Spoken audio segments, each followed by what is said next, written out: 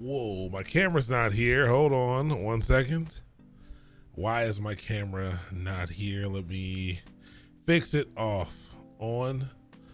Reload. Where did it go? Filters. Edit filters, maybe.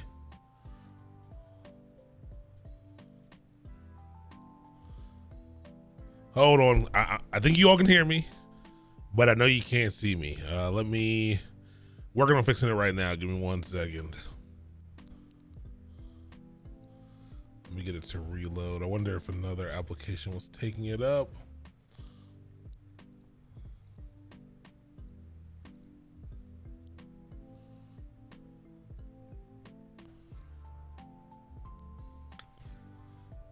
All right.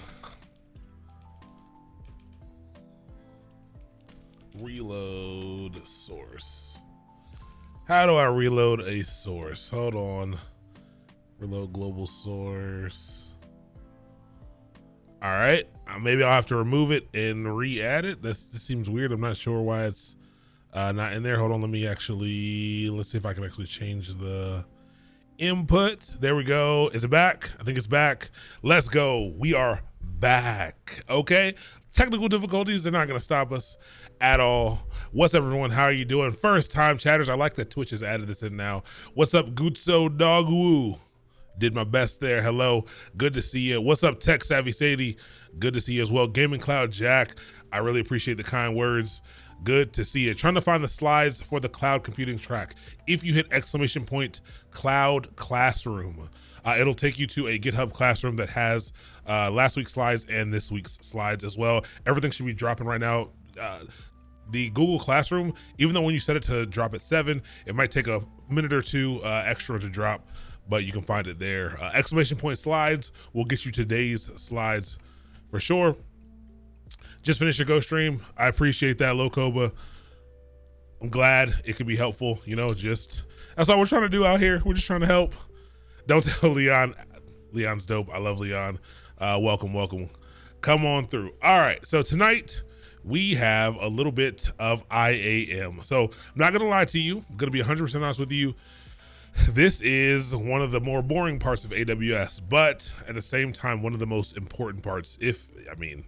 It's very, very important to kind of understand the concepts that we're going to learn tonight, but they're not quite as fun as every other concept that we're literally going to learn throughout the rest of this course. But today I don't think it'll feel heavy to you. The concepts that we talk about, I don't think anything's super confusing to learn, but again, feel free to ask all the questions that you have. Anything that's outstanding, let me know, and we'll make sure we clear that stuff up for you. So we're going to hop into the slides. Let me copy this link.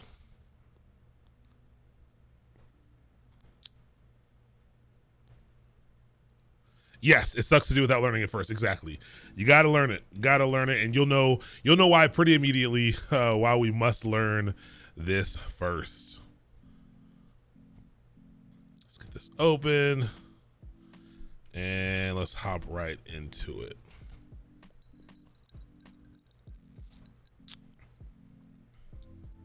Let me move this out the way.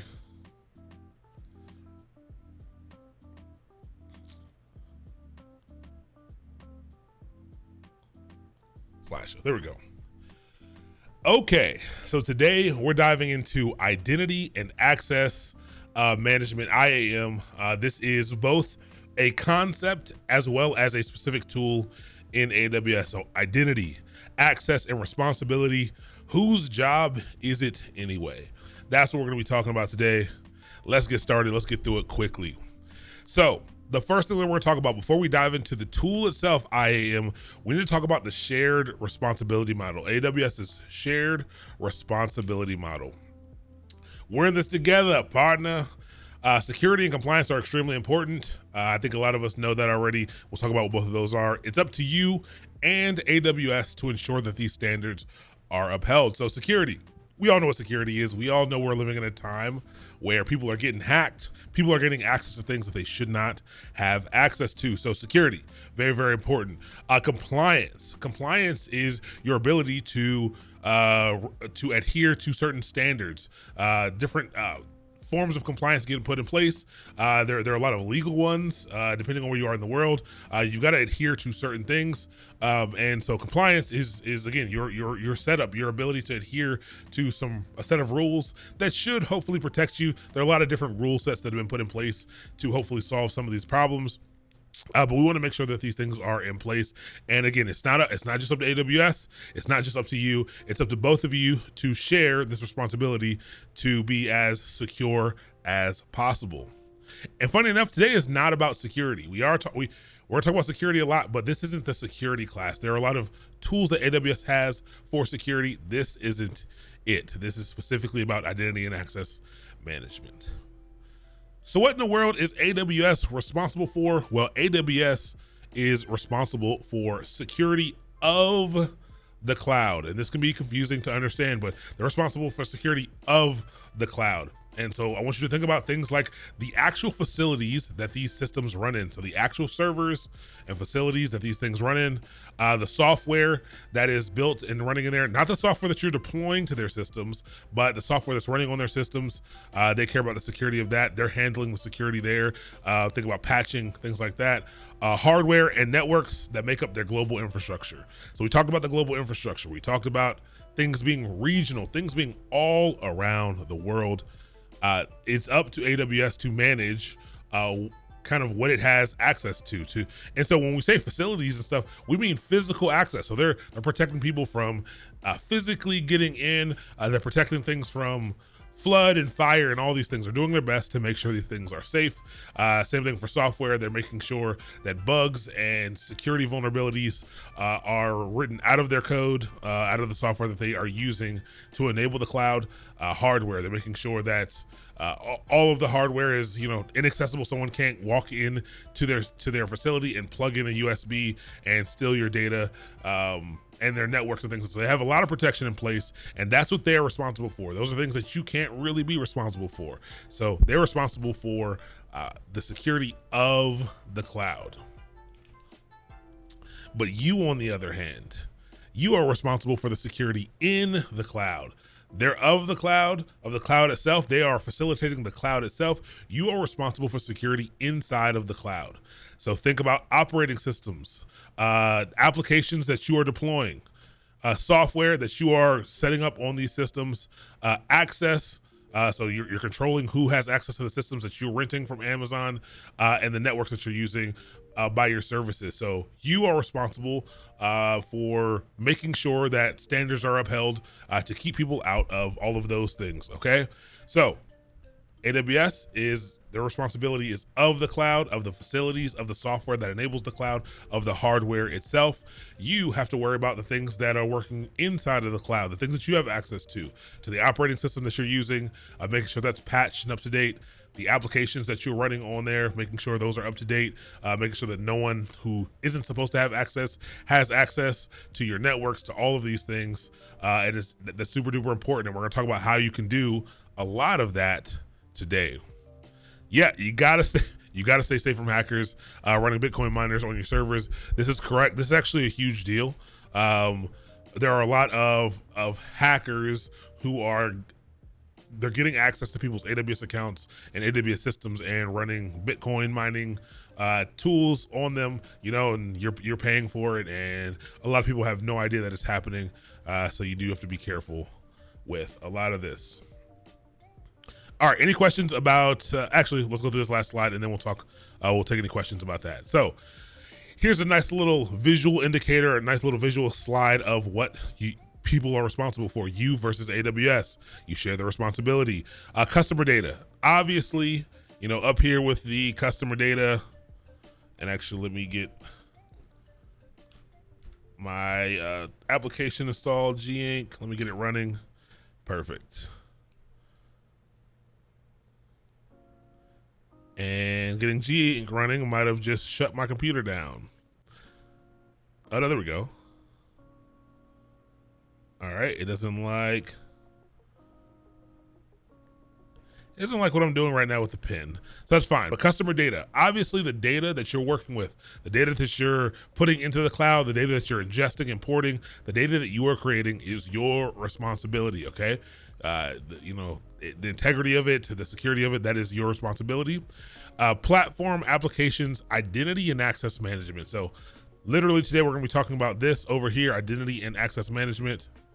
And so that's going to be your responsibility with the applications that you're running on their system. If your application is vulnerable, if you leave in packages and things in the applications that you're deploying that have vulnerabilities and you get hacked, that is on you. It's up to you to keep those things safe. And the platform, that's literally just the pieces that are put together for you to be able to build what you need to build. Operating system. So you have choices of operating systems in AWS. We're going to learn about that as soon as we get to EC2, which is next week. But you're going to have to make sure those are patched and up to date. AWS does not do that for you. There are services that will handle some of this for you where you don't have to worry about it too much. Network and firewall configuration. You are going to have to define your own networks inside of AWS. You don't have to do a crazy amount of it if you don't want to. But there are situations where you got to do a lot of networking, setting up your own networks for things, and it's up to you to handle that network security. So there's still some knowledge of networking here. You do still have to know kind of what's going on. You have to understand how firewalls work and how to pass the traffic that you need to pass and block the traffic that you don't want. And so you're going to use those tools to make sure that you have security on that end. Client-side data, encryption and data integrity authentication. This more so has to do with the application that your systems are serving up, making sure that all that stuff is working well. Make sure you have things encrypted, so TLS or SSL or TLS certificates, and making sure everything is good to go there. Server-side encryption, so data that is stored at rest or even in transit, encrypting those things. So if encryption, we'll talk about encryption at length a little bit later, but basically that is a way of kind of jumbling up data, obfuscating data in a way that if someone were to intercept it, they wouldn't be able to read it. And so that's up to you as well. Even though Amazon does some great things to enable that for you pretty easily. And then again, your networking traffic, your protection there. AWS, on the other hand, again, software, we talked about that. This is the software that runs the cloud. This is not the software that you deploy to the cloud. They have no knowledge of the software that you deploy to the cloud. They don't know how it works. It's not up to them to make sure that it is safe and working. Compute, storage, database, networking, these are actual hardware things. These are actual setups that they have on their side. They're actual physical networks. They're actual physical storage, the compute capacity, the actual CPUs, the servers, the systems. This is what's responsible here, and we're talking about hardware here, but the software portions of this. So again, the software that they've built to service all these things. All these different tools, all these different services are literally just software kind of sitting over top of an API. We'll talk about APIs. An API sitting over top of the software, and all of that just sitting over top of some hardware. So it's normal computers sitting around with some cool software sitting on top that allows us to utilize them in the way that we want. And again, hardware, they have the physical is what they have access to. That's what they have to keep secure. So making sure that the regions and their availability zones are safe. Again, not even from access from people. Again, floods, fires, all kinds of things can happen in the world. And these places are designed to be resilient against all of those things. At edge locations. So edge locations are geographic locations to serve data around the world that aren't kind of in these clusters of data centers from our AZs. We'll talk a little bit at length about that when we get to the S3 and CloudFront portion of the course. Anyone have any questions about these, about this concept, about you and AWS's shared responsibility? This is the shared responsibility model, okay? Anyone have any questions about this?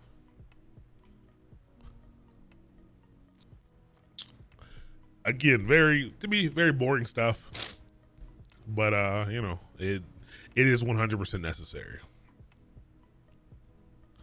All right, let's keep moving. So IAM, what is IAM? So AWS is complete acronym soup. So there's, pretty much every single service is going to be broken down into some type of acronym. So when you hear IAM, they're talking about the service called Identity and Access Management, or Identity Access Management. And so it's interesting because this is both a concept. There are places not using AWS who hire people specifically for identity and access management. But it's also a service within AWS. So IAM. AWS IAM, this is the service, the tool.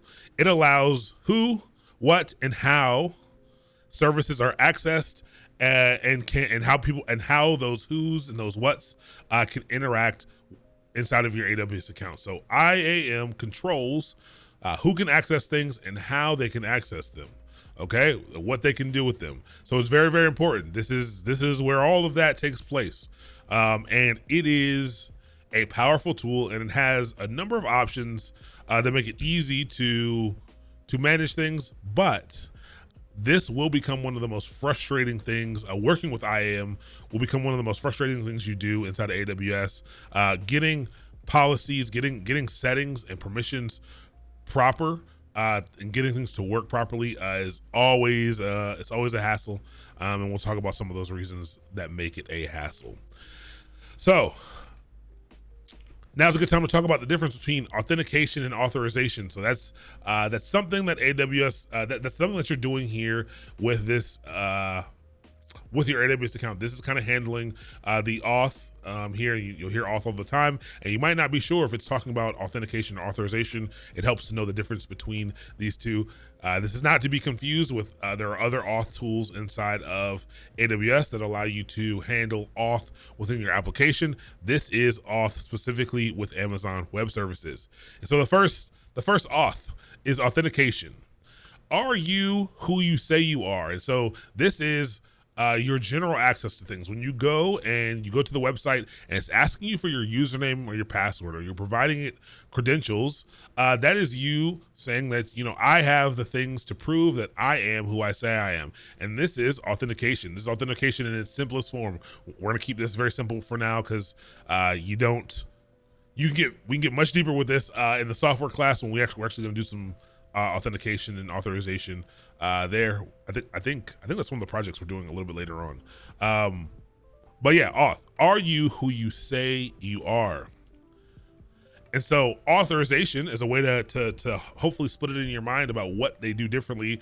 Authentication is, hey, am I able to confirm your identity? Can I confirm that you are who you say you are? You're trying to log in as this person. You have the password. I believe you're good to go. Great. Authorization, on the other hand, is now that I've authenticated you. You've been authenticated. I know who you are. What are you allowed to do? So authorization defines what you're allowed to do. So you may be able to get into something, but you may not be able to do anything while you're in there. And so again, IAM is going to handle both of these things for us. It's going to handle the authentication and the authorization to AWS's services. And it's going to allow us to manage this in a way that we can control things individually. We can get super granular with our permissions. We can also be explicit about the ways that people are able to interact with our AWS environment. The IAM rule of least privilege, and we're moving fast through this. This is great. The IAM rule of least privilege. So this is the rule of least privilege is existed for a long time. This is not specific to the IAM tool, but only give resources access to things essential for it to perform its job. So we're talking about access. We're talking about authorizing things to do certain bits of work. And so it's very easy to get into a space where you give everything kind of administrator access. Say, hey, I just want to make things work. I would love for this person to be able to log in and do anything that they want. Or I would love for this tool to be able to interact with any AWS services at once. I don't really care about those things. So for security's sake, this is something that we want to try to avoid. We want to be explicit about what we're defining. We want to be explicit about who we are allowing into our systems. We want to be explicit about what they have access to. We want to only give them access to things that they need to do in order to perform their job. This is important. This helps in the event that you do have someone, let's say someone's account, someone accidentally shares their credentials out to someone else, and some bad folks get it. When they log in, it's nice to have people confined to only be able to wreak a certain amount of havoc, to be honest. But this does come, it comes with some consequences. There are cons to this. This means that you are forever modifying and managing access to things as your projects grow, as your tool set grows, as you start to use more AWS services. It can be a hassle to have to go back in every single time and allow someone to access a certain thing or allow them to do this thing. First you allow them to read something, now you got to allow them to write to it because they need to build something against it. So this can get very tedious. It can get very tedious when you are following the rule of least privilege, when you're doing your best to make sure you're only giving people access that they need. Usually people's needs change. Usually your engineers' needs change. And so it can be a little bit annoying to kind of deal with this, but it is mostly a good plan to follow. Don't provide access to things that things don't need access to. It will save you some major heartache, or can save you some major heartache if done correctly.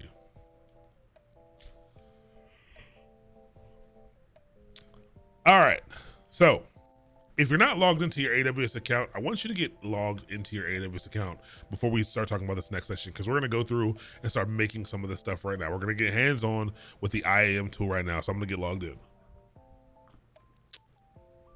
Also, if no one saw the tweet, I finally figured out, I think I mentioned it in the first class, I finally figured out why my AWS bill has been so high.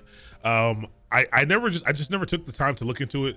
I took 2 seconds to look into it today, and we're gonna learn about it a little bit later, but it was actually some NAT gateways. It was some networking stuff, some VPC things that were costing me a lot, like almost $100 something a month, that I was not using. They were old, very old, something I was using for testing. They were actually marked as test systems or test networks, and I didn't tear them down like I was supposed to.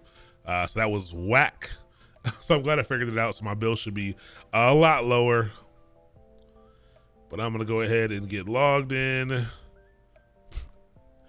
it's funny because right now I'm doing something I'm not supposed to do. Yes, there we go.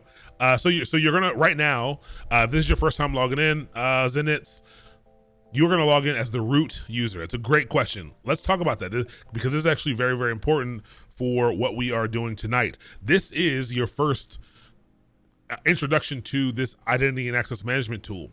There's actually two options here: the root user and an IAM user. That's the tool we're talking about, IAM. Right now, you should only, if you just created your account for this class, you only have a root user, so that's what you should log in as. The rule of thumb is once you create the root user, there's ways to lock down your root account, and you should not log in as the root user unless absolutely necessary. And so I'm not following best practices right now for this, but I'm going to log in as the root user, and we'll talk about how to get logged in as an IAM user. What's up, Sanucci? I hope I said that right. Welcome, welcome. What's up, Ameem? Good to see you. Black Cloud Geeks Brushy here. Welcome, welcome. Come on in, learn a little bit about IAM today. Yeah, it's again not the most exciting concept, but we're gonna make it. We're gonna get through it. So that we can get to the fun stuff. Got to go through the boring stuff to get through the fun stuff. So log in as the root user if you just created an account, and so I'm gonna put in my password, which you can't see, and it's shorter than it should be, to be honest. But again, this is not my main AWS account. I actually we're gonna talk about how you can create multiple AWS accounts and how to manage those things. But this is one specific to my Mastermind Academy, and so. Now I'm in the AWS console. I'm in the console. If you remember, the way that you can see your services is I can click the services button and I can look for what I want, but that's kind of whack. So what I'm going to do is I'm simply going to type in the service right here, IAM, and it's going to be the first one right here. So click on the search bar, type in IAM, and head over to it. This is what the IAM dashboard looks like. What's up, Wolf Lotus Blade? Twitter Brusher here. Welcome. Come on in. Get comfortable. So, I have a couple things wrong here. You might have some security recommendations as well. If you're just logging in, like I said, for the first, like if this is your first or second time in, it might not give you a big exclamation point, or it might give you a couple of big exclamation points here. But I already have some users, some roles and things here. You're gonna learn about all of that today, but I just want you to get logged in.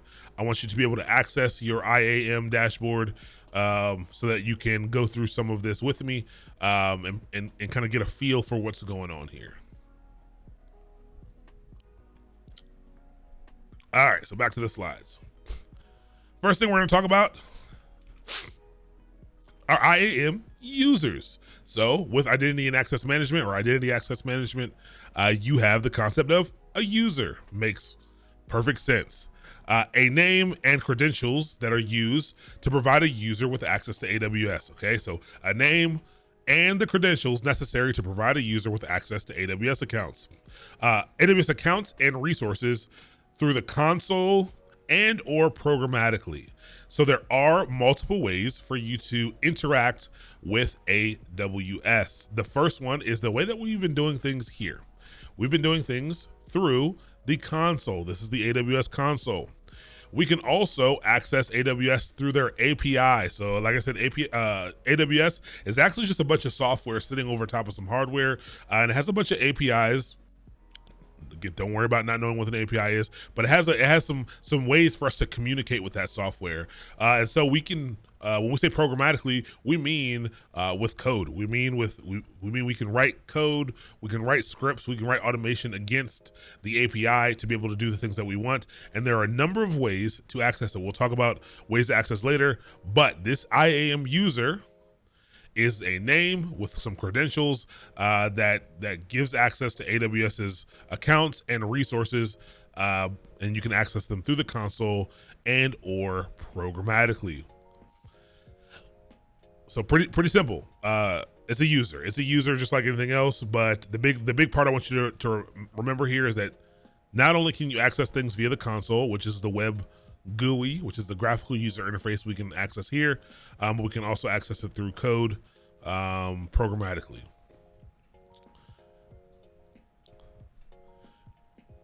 The user can authenticate with AWS in 3 different ways. Here are 2 of them. And so console, that's what we just talked about. And when we logged into the console as the root user, we used a username and a password. That is the default way to log in.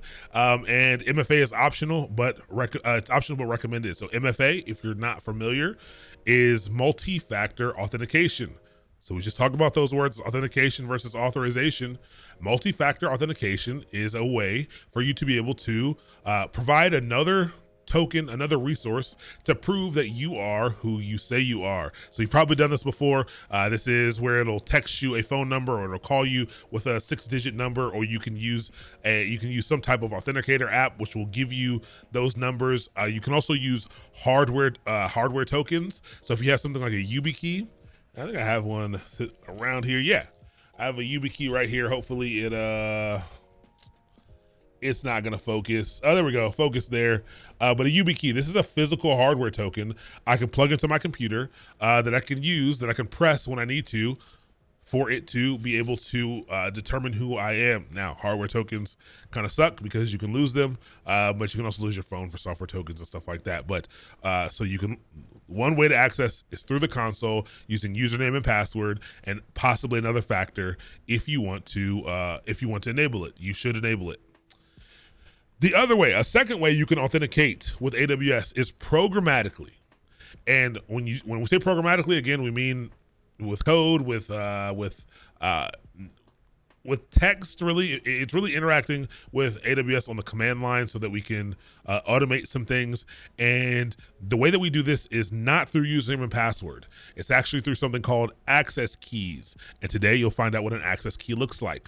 There is a third way to authenticate with AWS, which is still, so this programmatically portion is kind of broken out into 2 pieces. And let me see if this works now. No, actually, let me open up.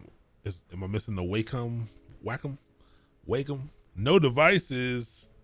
Hold on, that's a problem. That's why it's not working. Let me unplug it. Let me plug it back in. No device. Come on, give me a little update here, because I want to draw some things. Let me close it.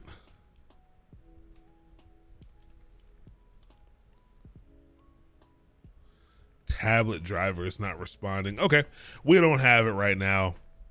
But programmatically, we can do something called the AWS CLI, so the command line interface, and so we would be able to access it through our shell, our terminal, through command prompt in Windows, if you want to go that route as well. But we would be able to access AWS through something that looks like this and be able to issue commands to it. And yes, we would use our access keys to authenticate through here. The other way to access AWS programmatically is through an SDK. So I don't think I have a slide for an SDK. Yeah, no slide for an SDK, but an SDK is a software development kit. These are packages of software provided that are provided to you in different programming languages to allow you to be able to easily interact with AWS's APIs using whatever programming language that you want or that they provide access with. So again, you can use JavaScript, you can use Python, you can use Go, you can use just about any popular language to do that. And there's an SDK, it's a software development kit that's built that you can use to make that easy for you, and you're going to use your access keys also to authenticate that way as well. But the two main ways, through the console and programmatically. What's up, D-Jax? Good to see you. Welcome. What's up, D-Train? Exclamation point links. I don't think I have a links one. What do you want a link for? If you want slides, exclamation point slides will do it. If you want to join, if you want to get all the extra stuff from the Google Classroom, exclamation point Cloud Classroom will do it for you. What's the difference between an SDK and a CDK? Great question. Okay, the difference between between SDKs and the CDK. So SDKs is a generic term. AWS is not the only person who creates these SDKs. A lot of companies create these software development kits to be able to allow anyone to be able to interact with the software that they built. The CDK is actually designed to be able to. The CDK uses an SDK. That's the first confusing piece of it. The CDK uses SDKs inside of it.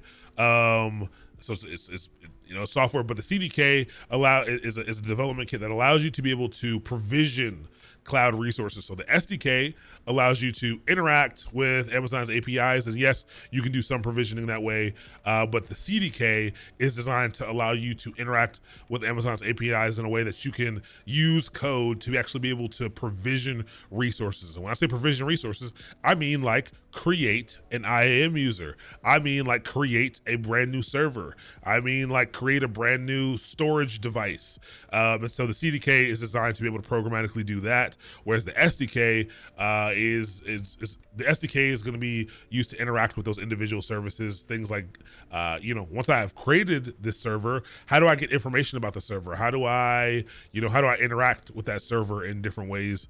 So that's kind of where the difference is. But the CDK actually does use use an SDK inside of it. And yes, CDK is like an equivalent to Terraform, and Terraform actually has their own CDK as well, which is interesting.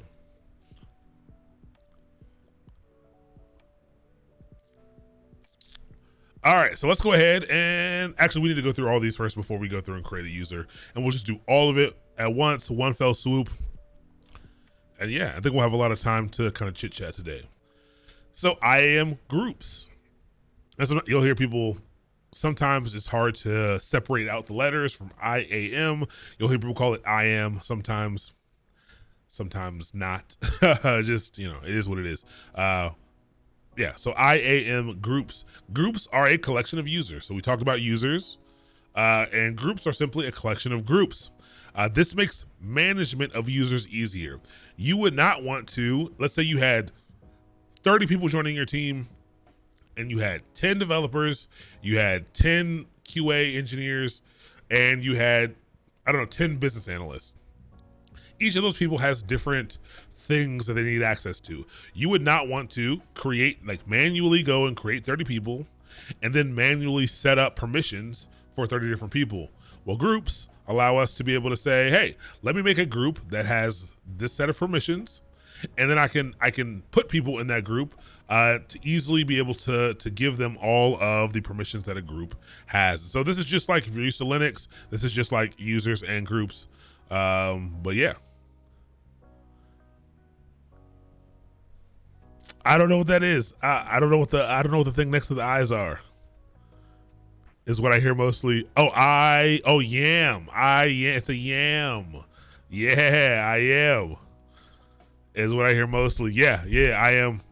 I hear it a lot too. I end up saying it a lot. Even if you try to say I am, if you're saying it fast, I talk fast. I say I am most of the time on accident. I'm not trying to say it though. That's the difference.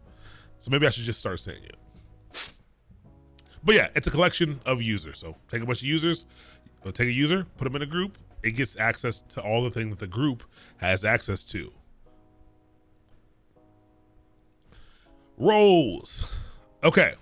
Roles are where things get pretty powerful. Okay. An IAM role is an IAM entity. So it's a thing. It's a tangible resource that defines a set of permissions. So multiple. It can define multiple permissions for making AWS service requests. IAM roles are not associated with a specific user or group. Instead, trusted entities assume roles such as IAM users, applications, or AWS services as EC2. So here's where things get pretty confusing to people. Whereas in things like Linux, for most tools, you give groups access to do certain things. You take a role, maybe you do have a role, and you apply that role to this group. That's not what happens here. You actually instead allow this group or allow these users or allow these resources to assume a role. Okay, you allow them to say, hey, I'm a police officer now. I would like to do the things that police officers do. And if they have access to do so, they can do so, and they will get access to do everything that role has inside of it. And then they can come back and say, cool, now I would like to assume the role of a firefighter. And if they're allowed to do so, they will get all of the privileges of a firefighter. And so that becomes somewhat of a confusing concept. Usually people are trying to attach these roles to things, and it can get a little bit confusing, but we'll see how that works very, very shortly. We'll do it real time. How does RBAC relate to IAM? So for people who don't know, RBAC is role-based access control. And so again, this is kind of what we're talking about here, where the role that you are assigned determines what you have access to. So instead of giving people individual things, these roles are created, and then people are assigned a role, and that role determines what they can do and how they can do it. RBAC is a concept. So it's available in a lot of things. I think Azure actually talks about, their stuff being RBAC. That's interesting. I guess you could look at Amazon stuff as RBAC, but no, that's not a term that we use in AWS. It's not a term that anyone really uses inside of AWS for what they do. These roles are important, but you can actually do this. There's some other stuff that you can do outside of this, but these roles are important, except you assume the role. People don't get assigned roles, and so it does work a little bit differently. So again, set of permissions that go in these roles, so you can create a role of the DevOps engineer or the cloud engineer, or you can assign a role to, again, the business analyst role, and you can provide a set of permissions there, and you can allow people to assume that role. Been on a Microsoft stack a long time. I mean, yeah, I actually am really looking to get into Azure a little more deeply. So I have some questions for you. And I'm glad you're spreading your wings a little bit. Everyone should do so. I told you the reason why we're learning AWS. That doesn't mean I think it's the best. It doesn't mean I think it's perfect or anything like that. Spread your wings, learn a little bit about a lot, let somebody pay you for it. All right, permissions. Pretty self-explanatory here, but permissions let you specify access to AWS resources. So when we say AWS resources, almost everything inside of AWS is a resource, okay? Almost every little thing you do, it creates a resource with a unique identifier that you can access. But mainly we're talking about resources that are created from their services. So again, like when you spin up a server, that will be an AWS resource, and the storage that's attached to it might be an AWS resource. A user is actually an AWS resource. A group would be a resource as well. So most things you do create a resource, and permissions allow you to specify access to those resources. By default, resources have no permission. So if you don't do anything, nothing has access to anything. And this is really confusing to people at first who attempt to dive into a tutorial for EC2 instance or something, and they're trying to get something working and they're really having trouble doing so. It's because they don't realize that there's permissions things that you have to work out before you can kind of make any of these things work properly. So again, permissions are just things you specify to let you know who can do what with what. Policies. A policy is an entity that, when attached to an identity or resource, it defines the permission. So this policy document, there's a policy document that you can create that has a list of policies. And so a role might be made up, a role can be made up of lots of these policies. So you set up a policy that says, hey, this thing has access to this thing. It can read it, it can write to it, but this thing over here, it can only read it. This thing over here, it does not have access to at all. And that's great. And I can build up these policy documents, and that's what I can attach to a resource, and this will help define its permissions. And so this is why the role-based access control, I think, ethos doesn't fully apply here, because you can attach these policies directly to kind of directly to people outside of a role. It doesn't have to be attached to a role. Everything doesn't have to be in the role kind of setting and then the role applied, but roles do make that a little bit easier. And then programmatic access. So we just talked about that. AWS CLI is the probably the main way as a cloud engineer that you would interact with AWS. We will get the CLI installed today. And we won't do anything with the SDK today. We will do a couple of labs that use the SDK. So don't be afraid. We will touch an SDK or two, and I'll let you all pick the language. We'll do a little poll so you can pick the language. Python's probably the easiest for us to use, or JavaScript. We're not going to do Go for a number of reasons, even though that's my preferred language to do stuff in. But programmatic access. Today, you'll understand how that works. Cool. So it's actually a good break point. Something we're going to try to do is start to take a 5-minute break at the top of the hour to let people get some water, go to the bathroom, ask a few questions. So if you got any questions, feel free to ask away. Take 5 minutes. So at 7:50, 7:51, we will get started again, and we'll actually get into IAM, and we'll start looking around. We'll start creating some users, groups, policies. We'll start understanding what all of that looks like when you come back.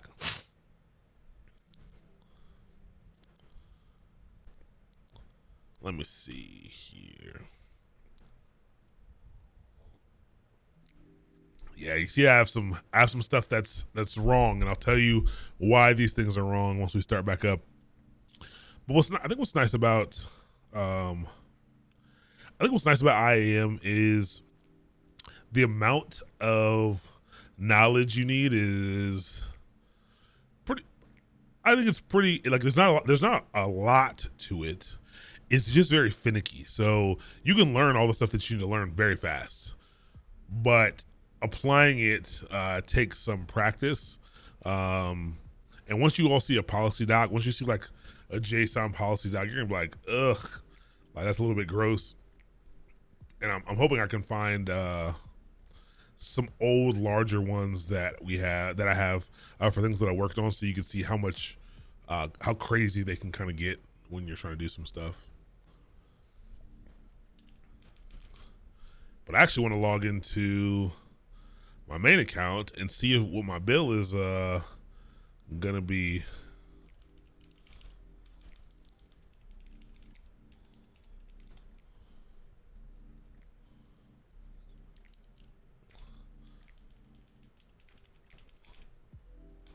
What's up, Butterfly Boy? Actually, I'll worry about that later. Nah, it can't be 3K. I don't like it. I don't like it at all. I know this is AWS specific, but I've done a tiny bit of Google Cloud Platform, and the topic seems similar in nature. Yeah, I'm looking forward to learning the implementations because it will help me grow and improve on both platforms. 100% first at birth. I think that's a very good piece of knowledge to know. So this is centered around cloud computing. We're using AWS as our platform of choice right now. So you're gonna understand the AWS's services. But once you learn one cloud provider, you start to understand the ethos of the other cloud providers, and you understand how cloud computing works, how distributed computing works, and how you're going to take these services, understand what problem they solve, and then put them together to create solutions. Once you get comfortable with one cloud service, it's relatively easy to switch. And to be able to actually get stuff done in another cloud service provider. You won't be able to do it super fast because you're gonna have to find out what the service is called and how do I actually access it? What's the interface like? What are the new settings here that I don't know over there? But again, conceptually, you'll understand how to put this stuff together and you can make it work. What's up, DJ? Concarne, welcome. Using the word ethos seamlessly. Sometimes it works.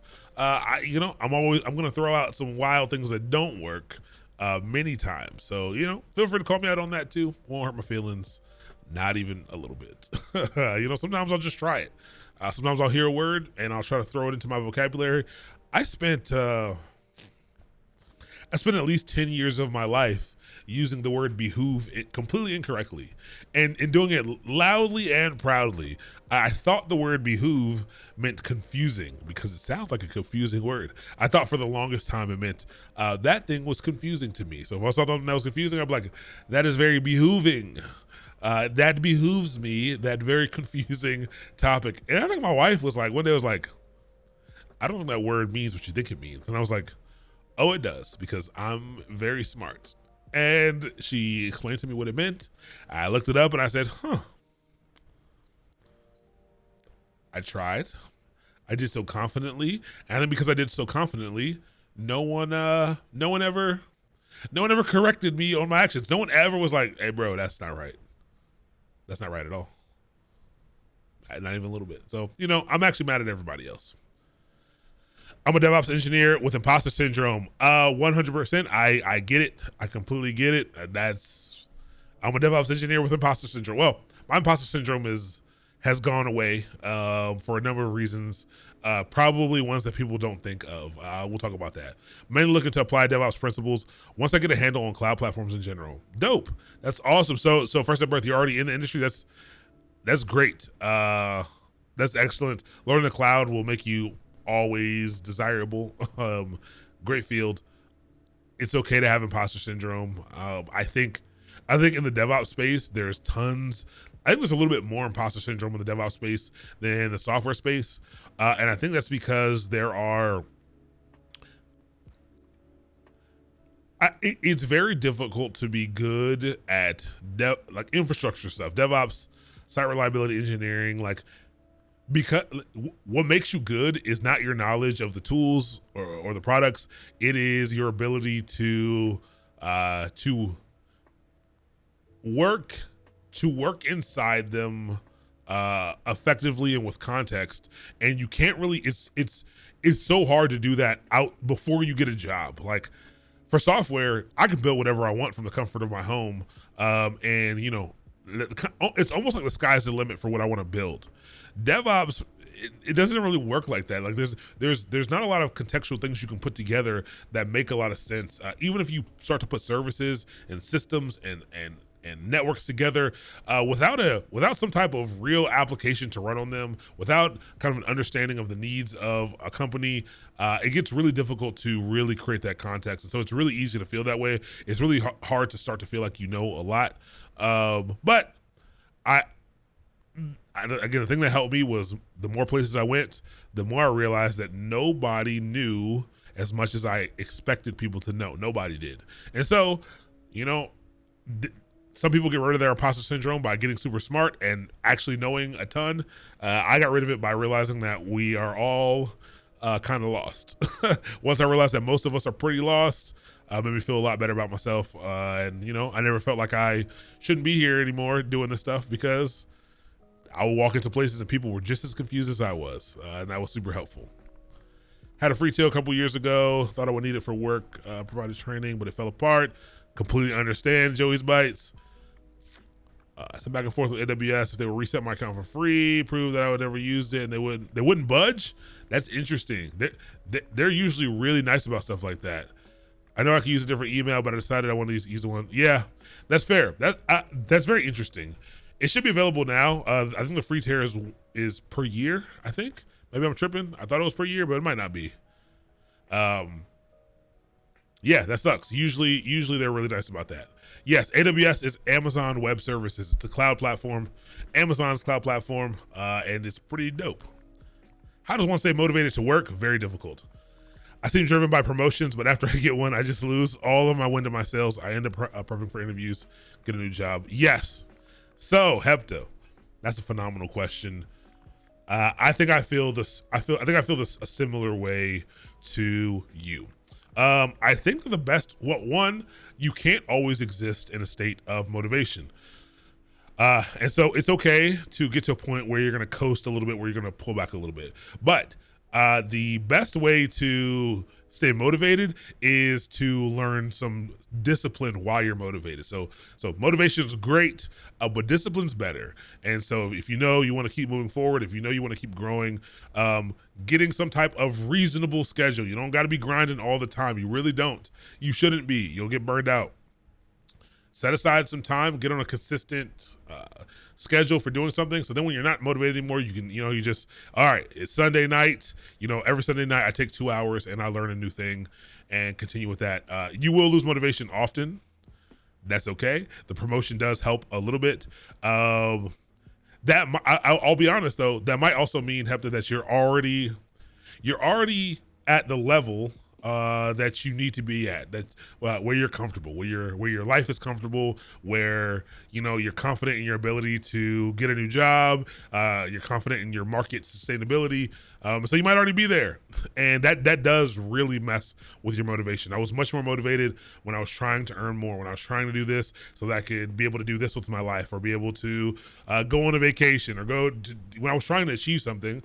Obviously you're more motivated, but once you achieve some of those things, it does get super easy to be unmotivated. That's where discipline comes in, but just know it's okay to take some time and coast. It's okay to take 6 months and not be worried about getting better. Do your job, and then as you slowly build back the energy to get better, you can do so.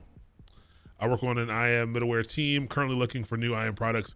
Interested to check out AWS. Dope. Yeah, I mean, especially if you're in that space, people hate IAM. People hate it. People hate dealing with it. So teams have started hiring people specifically for this, especially at places that have large levels of access. DevOps seem to be so general, but companies want you to, so that you can apply to make the money. Yeah, it's very general, and that's what's confusing to a lot of people. Let's see. I just signed up for AWS again. Is root user right? Yep, correct. Your root user is right. Do you know programmers who use performance enhancing drugs on the job? Is that a thing? Microdosing is absolutely a thing, Sin City. You know it's a thing. You 100% know it's a thing. I know a few people who have done it. I don't think I know anyone who actively does it. I'm not gonna say I don't know enough about it. But I'm certainly not I'm not someone I'm saying go learn. I just I saw an article that was talking about the benefits of it. I didn't read through it, so I don't really know. But I've heard some interesting things about it. Not something that I think I'll do, and that's mostly just because I don't know, not my, let's just say not my thing, not my thing. But I've heard from the people I know who have done it in the past. They said it worked out really well for them. Some of them stopped because of cost. And some of them stopped because it was the only way they could get stuff done. I personally, I don't think it's worth the risk for me. But yeah, explore it. I don't really tell people not to do much of anything. The only thing I'll tell you not to do is don't use Jenkins. So that's the only thing. Everything else in life, do your research, try it out, except for Jenkins. And that's a joke, but I don't like Jenkins very much. Let's see. Productive recovery data. People use AWS, they don't have to worry about building and scaling their applications. Yeah, AWS. So having access to AWS, everyone talks about cloud saving you money, blah, blah, blah, all this stuff. It can save you money. It can also cost you a ton of money. The benefit of the cloud is you have access to all of the infrastructure that AWS has. Amazon, one of the biggest companies in the world, they have such a significant digital presence. It allows you, you're basically getting full access to what they have. And seriously, I'm not joking. Like right now, my account balance will go up significantly, but I could absolutely take an application and I could serve it to millions of people in the matter of minutes. And I could sustain that. I could spin up enough infrastructure. I could spin up enough services. I could move things together in a way that I would be able to serve millions of requests per minute. And I will be able to do so no problem by myself, one person, which is pretty nuts to be able to manage that much infrastructure. But it would cost me a lot of money, so that might not be great. So, but usually if you have that kind of traffic, then you're making that kind of money, most likely. But yeah, that's the real benefit of AWS. Not necessarily, cost might work for you, might not. There's a lot of topics that we're going to discuss throughout the course. I can't imagine caring enough to take performance enhancing drugs for work. So I'm gonna 100%. So sometimes I think about whether I should say this or not, but I agree. This is to say that you'll see a lot of stuff on Twitter. You'll see a lot of stuff around that everybody says, oh, you really gotta be, you really gotta love this stuff. You really gotta, the people who do the best, they care and they're passionate about this and that. I think all of that's BS. Obviously, I think it does help. I do think there's some truth in you will probably be better if you're passionate and care a lot about it. That's true for anything, but it does not mean you can't be completely sufficient without that passion, without that energy. You can learn these skills and simply apply these skills because you want money. Because you want the flexibility that a tech role will give you. Because you want to work from home. It does not matter what your reasons are. It doesn't matter what it really doesn't matter what your reasons are. Do not feel bad. I know people who have felt bad, and I think I went through a phase of this where I felt bad because I didn't care. Like I didn't care about what I was doing that much. Now, I've since changed my tune on that a little bit. Like I've been fortunate enough to find roles where I actually did end up starting to care about the work. I started to care about the people a little bit more. So like that does, having that feeling is better. But man, you don't make anyone feel bad about it. You don't need to care about the work. You don't need to care about it. Like there's a million other jobs out here where people don't give a darn about what they're doing, and this is one of the few industries where people are saying you gotta love it, you gotta care about it. No, you have to be you have to do your due diligence to become knowledgeable and apply it. Like that's all you got to do. That's all you owe anybody. So I agree. I don't need to get anything done that bad where I feel like I need to take some performance enhancing drugs. Now I do drink coffee. I do drink some coffee, and I use it for. I don't drink it for taste. I mean, I drink it purely for function, and it does help me. I try to stick to 1 cup a day, and it does help. I usually save my cup nowadays for right before the class because it does help a lot. I try to do a great job, work very hard, but during business hours. Live coding, what's up? Good to see you, and absolutely, 100%. That's where you should be. Don't let corporate take advantage of you. 200%. 250%. Do you know it's work hard? That's great, but don't let anyone shame you into working harder or making you feel like you owe anybody anything. Yes, iced coffee. I'm into I'm into both sides. We have a nitro brew here in this office. There's a nitro brew on tap, which is pretty dope. So I go for that when it's available. But hot coffee is completely fine. I go for wherever the free coffee is. Again, which is usually in this building. That's why I spend so much time here. All right, let's keep going. Let's actually get hands-on and let's make some stuff. So, again, here is the IAM dashboard. And it is actually, out of all the AWS services, it's fairly simple to start to navigate through, especially for an application that has such importance. I personally think it's pretty easy to navigate through. Normally, all you're doing is these things right here. You're creating a user, a group, some roles or some policies for the most part. So everything's kind of right here and ready for you to go. So we're going to start by creating a user. Okay, so it says I already have 3 users. You probably have 0 or 1 user. I guess your root user is a user. So click on the user tab here and check this out. This user 1 and user 2 are from previous classes where I just created a user, and I'm going to, you see a lot of bad stuff in here. Let's take a look at what this is. And let me see if I can get my tablet working yet. Oh, tablet's working again. Excellent. So now I can show you what these things are. I'm actually going to close this out over here for now because I'm in the users tab. Let's talk about what we're seeing here. 1, very simply,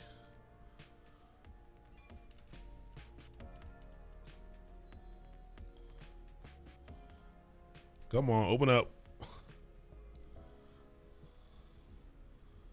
Oh, maybe not.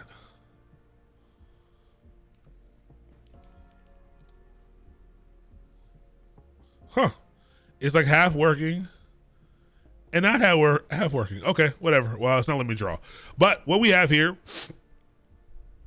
is, why isn't, oh, okay, so my buttons aren't working, but whack. I'm not dealing with that right now.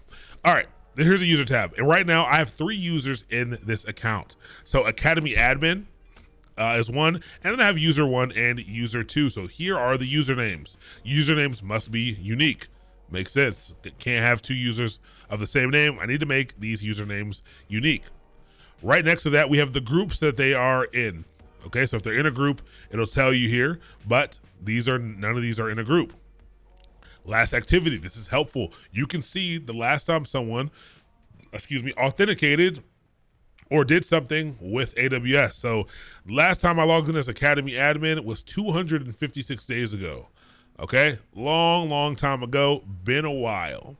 The last time I logged in as user 1 was never, because we use this simply as a teaching tool. And the last time we logged in with user 2 was never. You can easily see if the user has MFA installed. So let's say you are you're the cloud administrator, you're an AWS cloud administrator, and they say, hey, everyone needs to enable MFA, and you have until this date to do so. The way that you can easily see who has enabled MFA and who hasn't is right here. Very, very easy. Go look at your list of users and you can sort by who has and who hasn't. It'll also tell you the type of MFA. Again, you have virtual MFA, you have hardware tokens. There's a couple different options for MFA in here. Yes, you can 100% force MFA on them, and I'll show you how you can do that in a second. You can force it. Pretty much anything you can think of to do access-wise, you can do it in AWS. Password age. So look at this. Look how it's red. It says I haven't changed my password for this for 454 days. Okay, that's bad. That's generally pretty bad. They want to encourage you rotating out your passwords. You can create password retention policies and password rotation policies. You can force users. You can make their passwords expire and make them have to create new passwords, which I highly recommend. It's up to you and your organization what's the right amount of time to do that. 90 days to me is about right. I don't love it, but I feel like 90 days is kind of the safe point that makes a lot of sense. And I do highly encourage this. Yes, it's annoying, but to save yourself from a security incident, this is a simple thing that you can do to make things better. And then this is the keys. So we talked about the two different ways to access AWS. One being the console. That's where you log in with your password. So this is your console access. And then access keys are the way that you access it programmatically. And so this is how old my access keys are. So it gives you a fair amount of information right here on the user page. Okay, nice, bold, easy to see, some pretty valuable information right there. Is DevOps any engineering role, just closing Jira tickets? How are you evaluating on performance? So it's hard to do infrastructure things like kind of in an agile format. But yeah, usually, you're gonna get your tickets and stuff. It sucks because DevOps is a little bit reactive sometimes. So you end up getting, some real-time break fix stuff.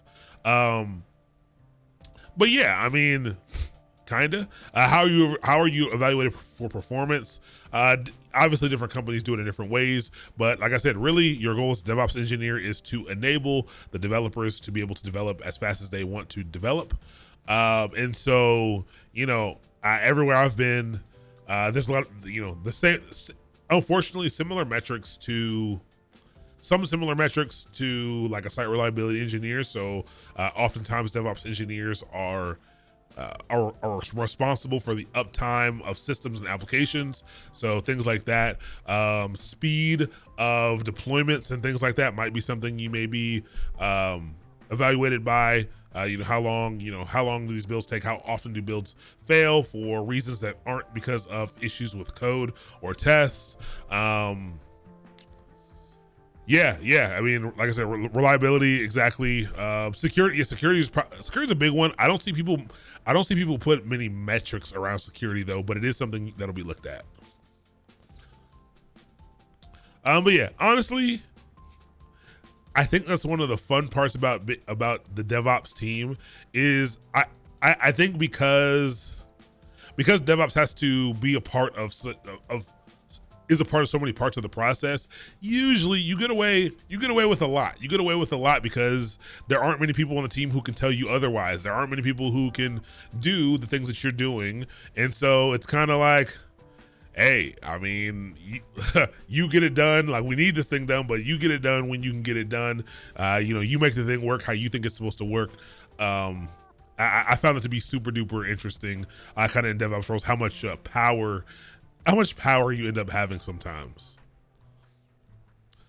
Slack anxiety, missing messages is real. Yeah, alert fatigue, all that, it absolutely. All right, so let's create a user really quick. The way that you create a user is pretty simple. Look at this big blue add user button. Very, very simple to do. Go ahead and click it and let's look through what we have. Username, star, must have a username. Okay, so let's make a user. Someone give me a sweet name for a user. I'm going to take the first one that comes through, good or bad. I'm going to take it, and that's what we're going to be using.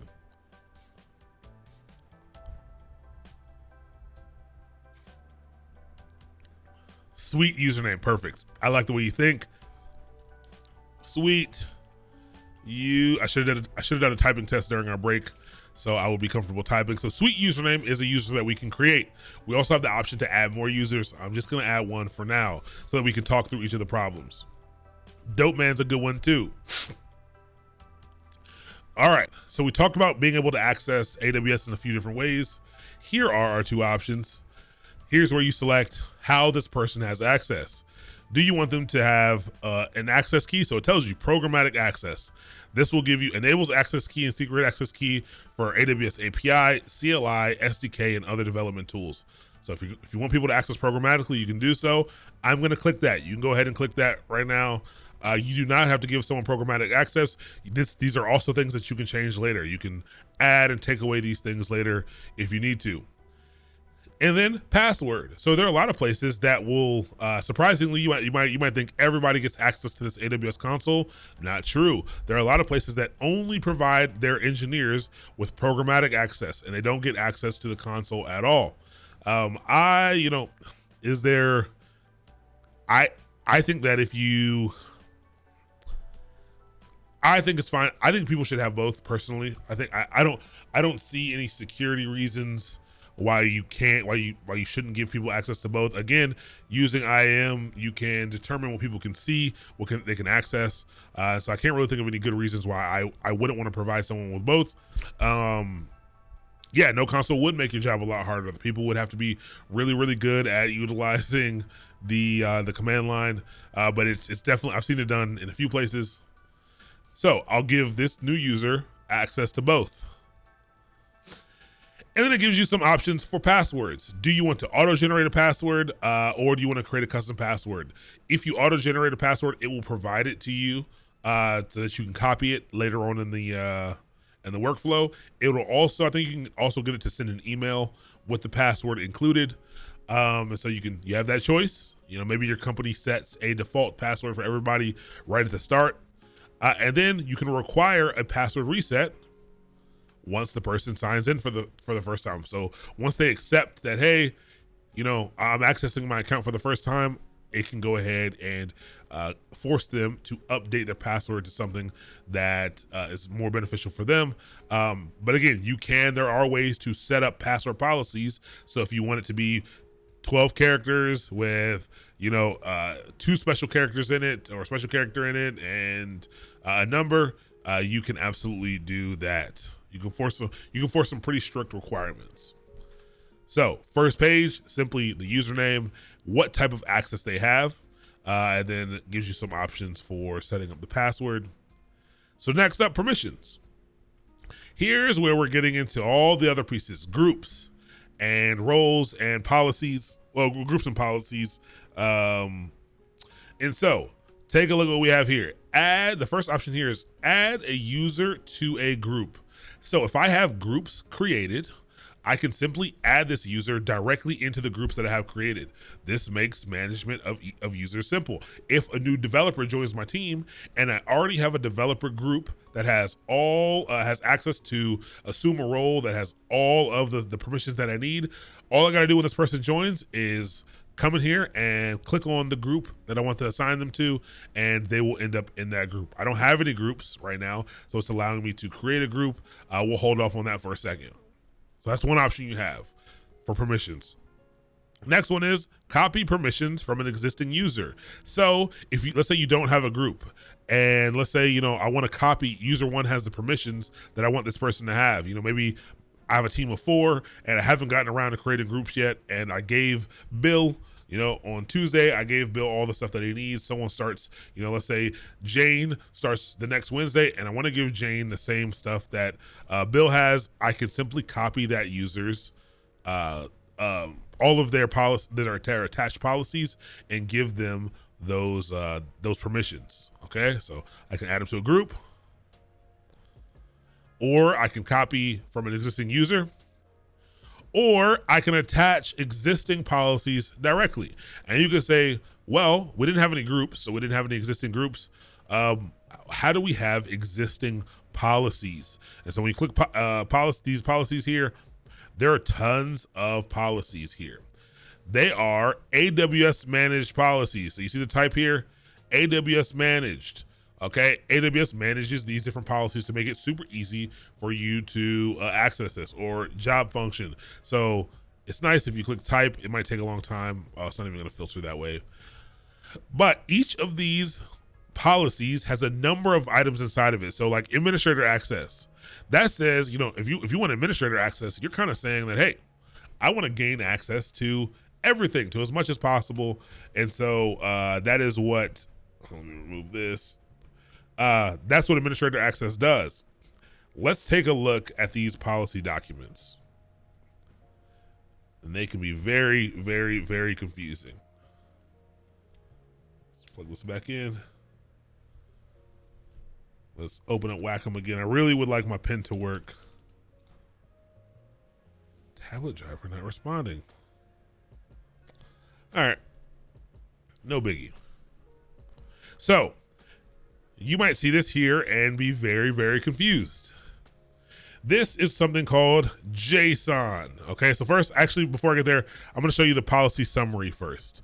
So there's two options. There's two ways you can view this. There's a policy summary, and then there's JSON. Okay, here is the policy summary. It's listing all of these are AWS services, and resources. And so it's taking forever for me to scroll down. Remember, I told you AWS has 175 plus at this point, but there's a lot of other stuff in here that you can do. And look how it says full access. So this policy gives me full access to all of these things. You know, that makes sense as an administrator. All resources inside of each of these things. No issues with the type of request condition. So that's one way to look at it, and that's one way you can look through and see what policies have access to what things. Obviously, administrator access is going to have tons of stuff in it. If we were to click on a different policy, it would have a lot less stuff in it. A policy that's more strict, it would have much less stuff in it. But take a look at the JSON. This is the exact same thing as all of that stuff that was in the policy summary. And how does that work? So this is what's called JavaScript. It's called JavaScript object notation. This is, if you're learning how to program, if you spent any time programming, it's probably something that you've heard about. What JSON is, JSON, JavaScript. JS is JavaScript. Object is the O. Notation is the N. It's a way of formatting, and it's a way of formatting data. It's a way to structure your data to make it easily accessible. And all JSON is, I know it might look super confusing to you. All it is a bunch of keys and a bunch of values. Think like a dictionary. If you want to know what a computer is in a dictionary, you look up the key computer. So computer is the key, and the value of that key is the actual definition of what a computer is. This is kind of the same way. What's helpful is it's also kind of how computers access this data. So JSON is designed for, it's more so designed for computer use. It's designed for computers to pass information in between each other. And again, it's a very common format for doing so, especially over the web. JSON is very, very important. This statement, this policy doc says, hey, the effect that I want you to have is allow. I want to provide you allow access to for every action on every single resource. Okay? That means you have access to everything, and that is why this looks like this. It's very interesting because these stars, these are wildcard characters, and so you can do some cool things with wildcards like this. And it's just, the star means everything, and this is kind of across the board for most things. If you see a star, know that means basically anything and everything. But if we were to click into something else, like not administrator access, but maybe something very specific for like, let's look at IAM stuff. So there are actually let's see how many of these policies there are. How many of these managed policies there are. There's one of, gotta make it smaller, 756 managed policies that they have for you. And let's type in IAM. And so maybe if you want a user that can only change user passwords, let's take a look at this one. So if before we had 325 services that it allowed, here it's allowing one service. So this IAM user change password policy only gives you access to IAM. It allows that person to read and to write inside of IAM, and it allows you to do it on multiple resources. We'll talk about what those resources are, but let's look at the JSON for this. Look at how this is more. There's more here that you it provides much less access, but the JSON document is much bigger. So Groovepunk, exclamation point, AWS is how you would do it. You do have to use a credit card, but all the stuff that we're gonna do is free. It gives you free tier for most things. But exclamation point AWS will take you to the link. I hate JSON using JQ. YAML also kind of hate it with the indents. It's annoying. Agree. I 100% agree with you. So just throwing it out there now for you to pick it up later. You won't know what we're talking about now. Well, most people won't know what we're talking about now, but JSON is this notation. It's these curly braces with these keys and the values. There's some commas in there. There's a bunch of other stuff in there. There's a superset format of this, something called YAML. And this is what a lot of infrastructure people do. There's people who are dealing with AWS programmatically, a lot of tools that are going to allow us to use YAML. So if you do DevOps, you're gonna learn YAML. And again, it's a superset of JSON, so it's a way to structure and to format the data, and it's actually a surprisingly similar way to this.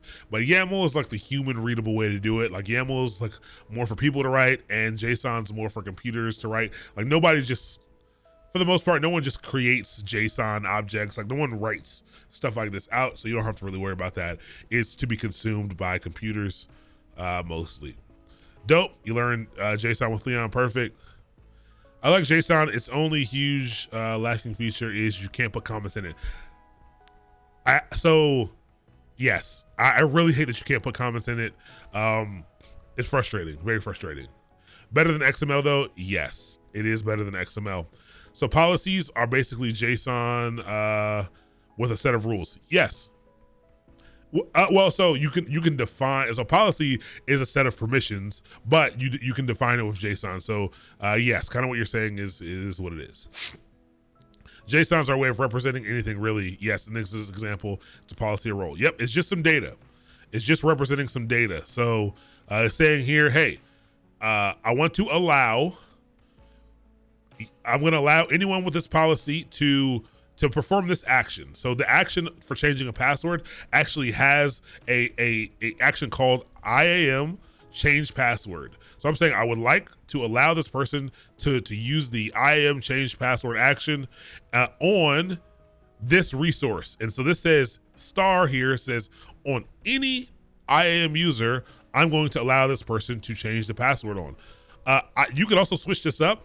And if I was going to edit this, I could say if I only wanted this person to be able to edit someone's username, I could put specific usernames in here if I want. I can get that granular to say, hey, this person can only modify these different users that we have here, or these different groups or whatever.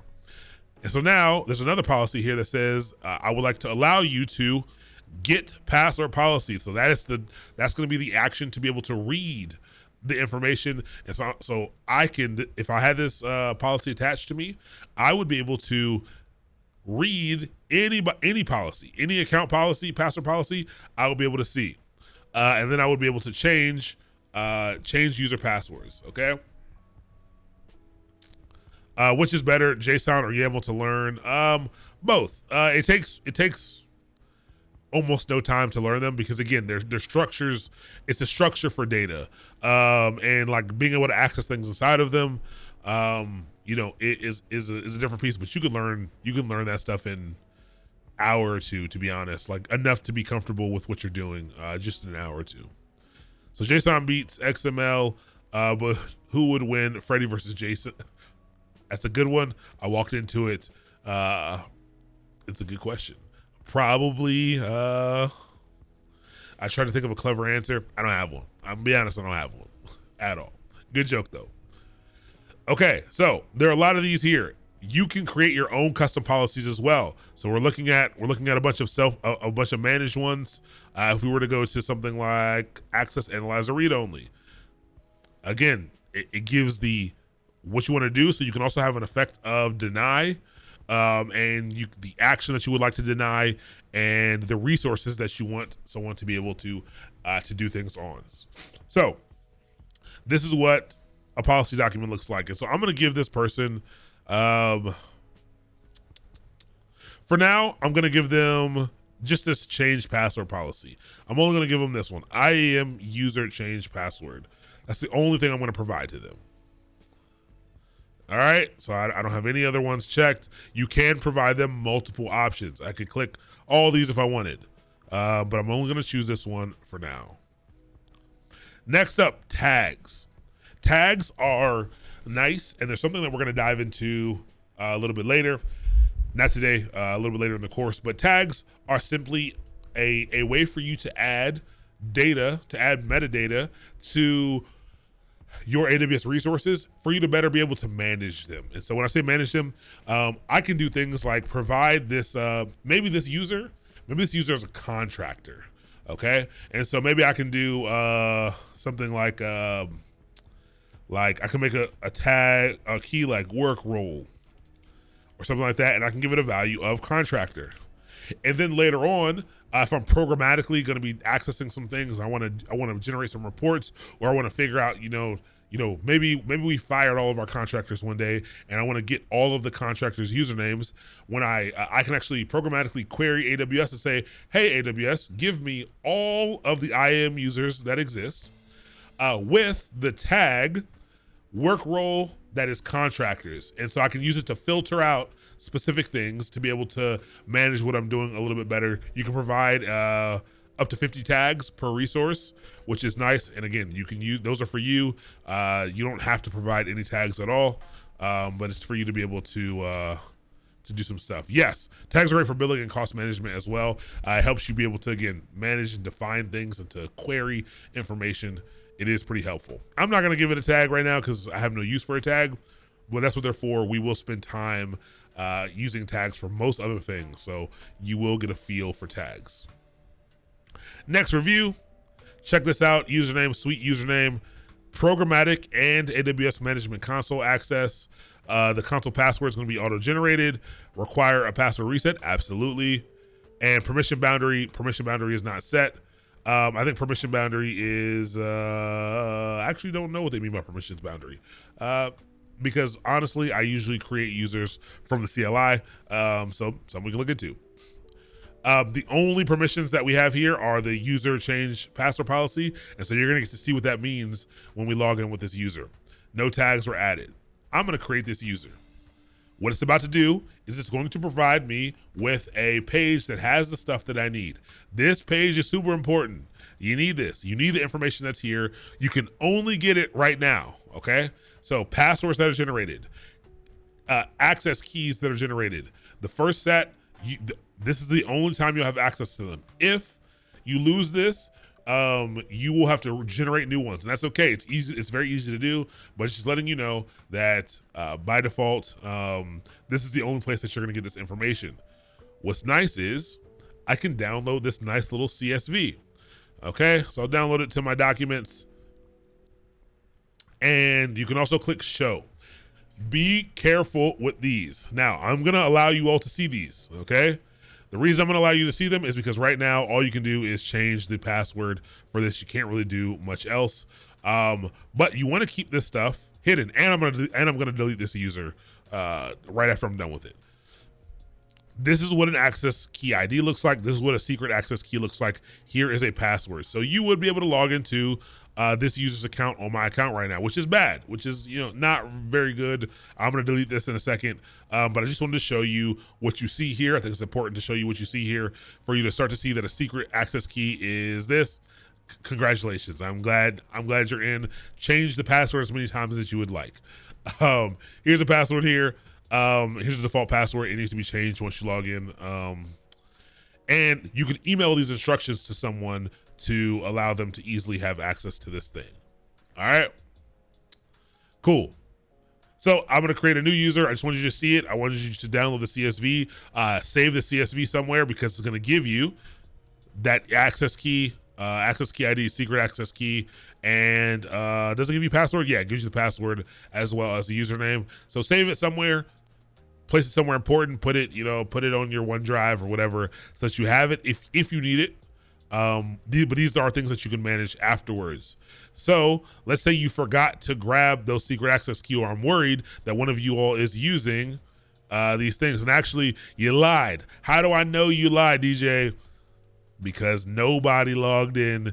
If I'm not encouraging you to do so. Please don't log in. But no one's logged in yet. No activity, at least. So if you lost some of those things, let's click in and see what a user looks like. So if I click in here, here is what I see when I go look at a user. Check this out. ARN. User ARN. That is something that's weird. You're like, oh, what's an ARN? An ARN is an Amazon resource name, okay? Amazon resource name. Everything, like I said, a lot of things on Amazon, pretty much everything on Amazon is a resource. And so every time you create one, it gets its own unique ID, okay? And I'm pretty sure that unique ID is simply, it is ARN, Amazon, then the service that you created it in, whatever service that resource is created in. So this one's in IAM, but sometimes it's EC2, sometimes it's S3. Then it's the account number. So this is my account number. Then it's user/user, or for this one, because the username is /user, user, and then the user's name. And so there is some rhyme or reason behind these. They're not randomly generated. But again, this needs to be unique. So this is one of the reasons why you can't have two usernames of the same name, because Amazon resource names must be unique. But it generates this for you. These become pretty important. In here, you can do everything that you want to do. If I want to add more permissions, I add more permissions. Okay, I just click the button and it takes me back to the screen that we saw before. If I decide now I want to attach new policies over here, I can do so. If I decide I would like to add the user to a group because I have groups now, I can do so. But I'm not going to add anything right now. Groups, same thing. Here's where I can put the user inside of a group if I should have groups. Tags, if I didn't create tags and I want to add tags, now I can add tags. That's why I didn't add it in the beginning, because you can add tags. Security credentials. Here's where I can force certain things. Here's where you set up MFA devices. So if you join a company and they ask you to set up your MFA, you will have to log in to your account and you will have to go into the IAM user settings for your user, and you will have to manage your MFA devices right here, and it'll walk you through how to set up an MFA device. I can manage a console password. I can change it. I'm going to auto-generate a new one since you all have it. I'm going to leave their console access here, and now I can see the console password. I'm going to download another CSV file, and I'm going to overwrite this one. Oh, actually, that's probably bad, but we'll see, because it probably, yep. So be careful with that, because if I overwrote it, because I just reset my password, take a look at this. This does not have, it gives me a new password, so now you have the new password, but it does not have the AWS access key and secret key. Okay, so that will overwrite the file, and so you might lose them that way if you don't have them saved. And then signing certificates, don't worry about that right now. We'll talk about that a little bit later. But here's where you manage the access keys. You can actually have two sets. Every user can have two sets of access keys, okay? So I can generate one more set of access keys if I'd like. Okay, and so I'm gonna close, and now I have two different sets. You can only have two in play.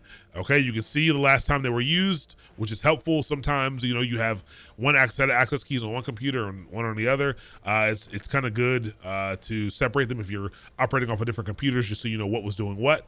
But you can delete them at any time as well. So I can deactivate and delete a key if I wish. I got to type all this stuff in here. Where can I copy from? Here, there we go.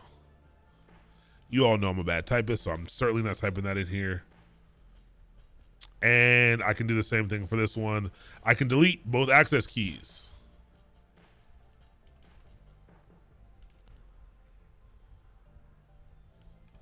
And I can get rid of them. And then I can generate new access keys just like this. Very, very easy. So you can very quickly get rid of these things and add them. Do access keys expire? Not by default. 100% you can make them expire though. You can absolutely make them expire. You can have them be rotated out for sure, but they do not expire by default. Yeah, by default. Yeah, no, you can. They don't expire by default, but you can create policies where they do expire, and it'll basically, so they won't expire. What it'll do is they won't expire. They'll get to a certain date, and instead of expiring, it will make them inactive. The problem is the person can activate them again. So I could, it's not really a good solution because I've done this before. You shouldn't do it. There've been some days when I was like too lazy to make a new one, and I'll just come right back in and I will activate it again. And so that's usually what the expiring is. But you should rotate them. So a policy is a set of accesses, and a group would be a set of users that share the same policies. Yes. Can a user be a part of many groups? Yes. A user can also be a part of many groups. Yep, good question. Great question, actually. And so let's make some groups. Let's look at what's left here, and then we'll make some groups. SSH public key. So you can code commit is a so AWS has a million services. They have a pipeline service for you to be able to, oh, hold on.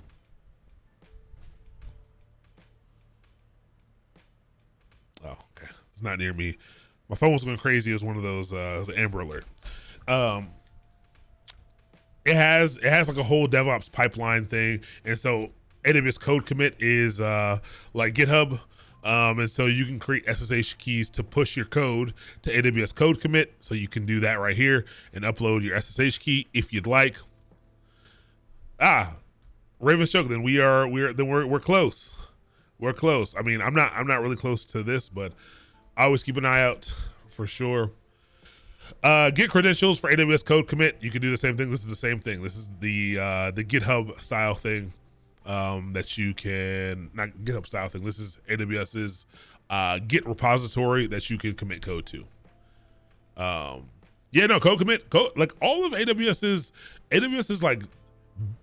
like code star pipeline is pretty good. It's actually a pretty solid set of tools. You could do literally everything right inside of Amazon. You can use an editor with Cloud9 right here inside of Amazon and submit your code to Code Commit, and it'll build stuff with Code Build, and you can have it deploy all the stuff out, no problem. You can do everything inside of Amazon if you'd like. And credentials for Amazon Keyspaces, I don't know what Amazon Keyspaces is. No idea. I have no idea. I've never used that before. I've never even seen this down here. Authenticate with Amazon Keyspaces. You can generate up to 2.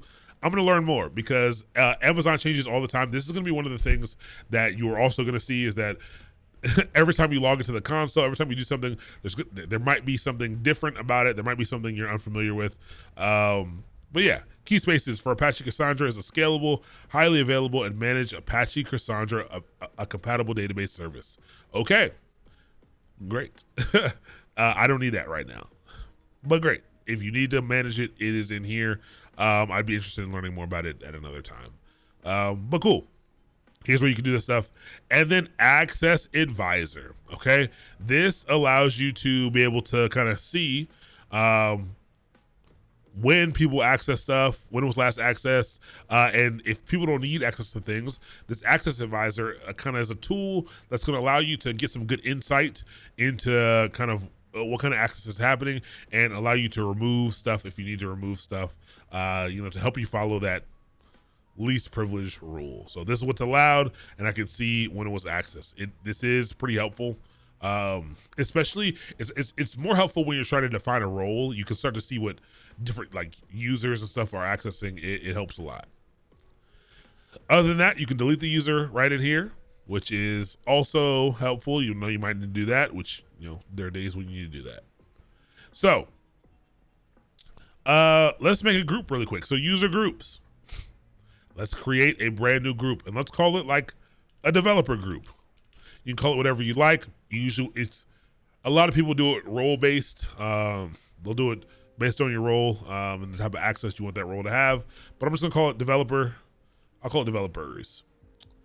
Add users to the group. I'm gonna go ahead and add a suite username to the group, and I'll do user 1 to the group as well, just so it has, just so we're not lonely. And we have a friend. So I'll go down, attach permission policies, optional. I don't have to attach these permission policies, but again, this is the same kind of thing here. This is gonna allow me to attach policies that are gonna make, allow my people in this group to be able to do some dope things. Same thing, this has policies right inside of here, or I can generate my own custom policies. You can always create your own custom policies. Okay, so I'm going to create my group with full EC2 access. And there we go. So it's got 2 users in it. It's got defined permissions, and I just created it. Now, if we go back to users and we go to suite username, it lets me know that I am in one group. I'm in the developers group, and it's got these permissions attached to it. And so if I log in with this person, I actually can't do very much unless I want to do EC2 stuff. Besides EC2 stuff, I actually don't have a lot of access at all. I think the only other thing I have access to is the IAM stuff, here's where the combination of things gets rough. If you're trying to log in and find out if a person is in the right groups or has access to the right things, you can see in here, you can see in here the attached direct policies and the attached from group policies. So I can see those two things individually. And so sometimes, there's going to be overlapping policies. Let me be very clear. This is very important to know.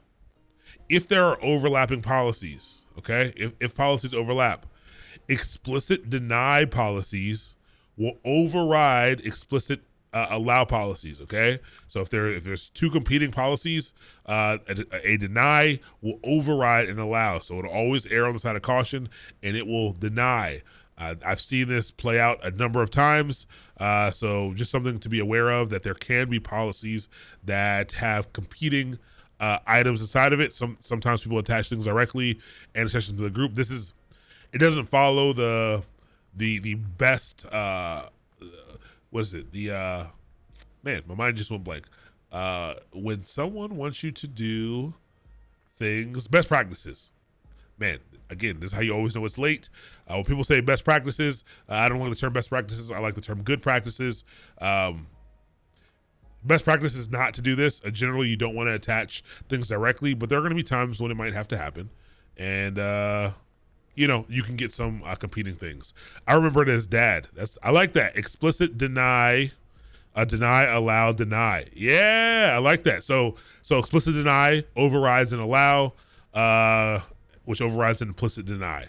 I like that. Explicit deny overrides explicit allow. Yes, I like that. That's helpful.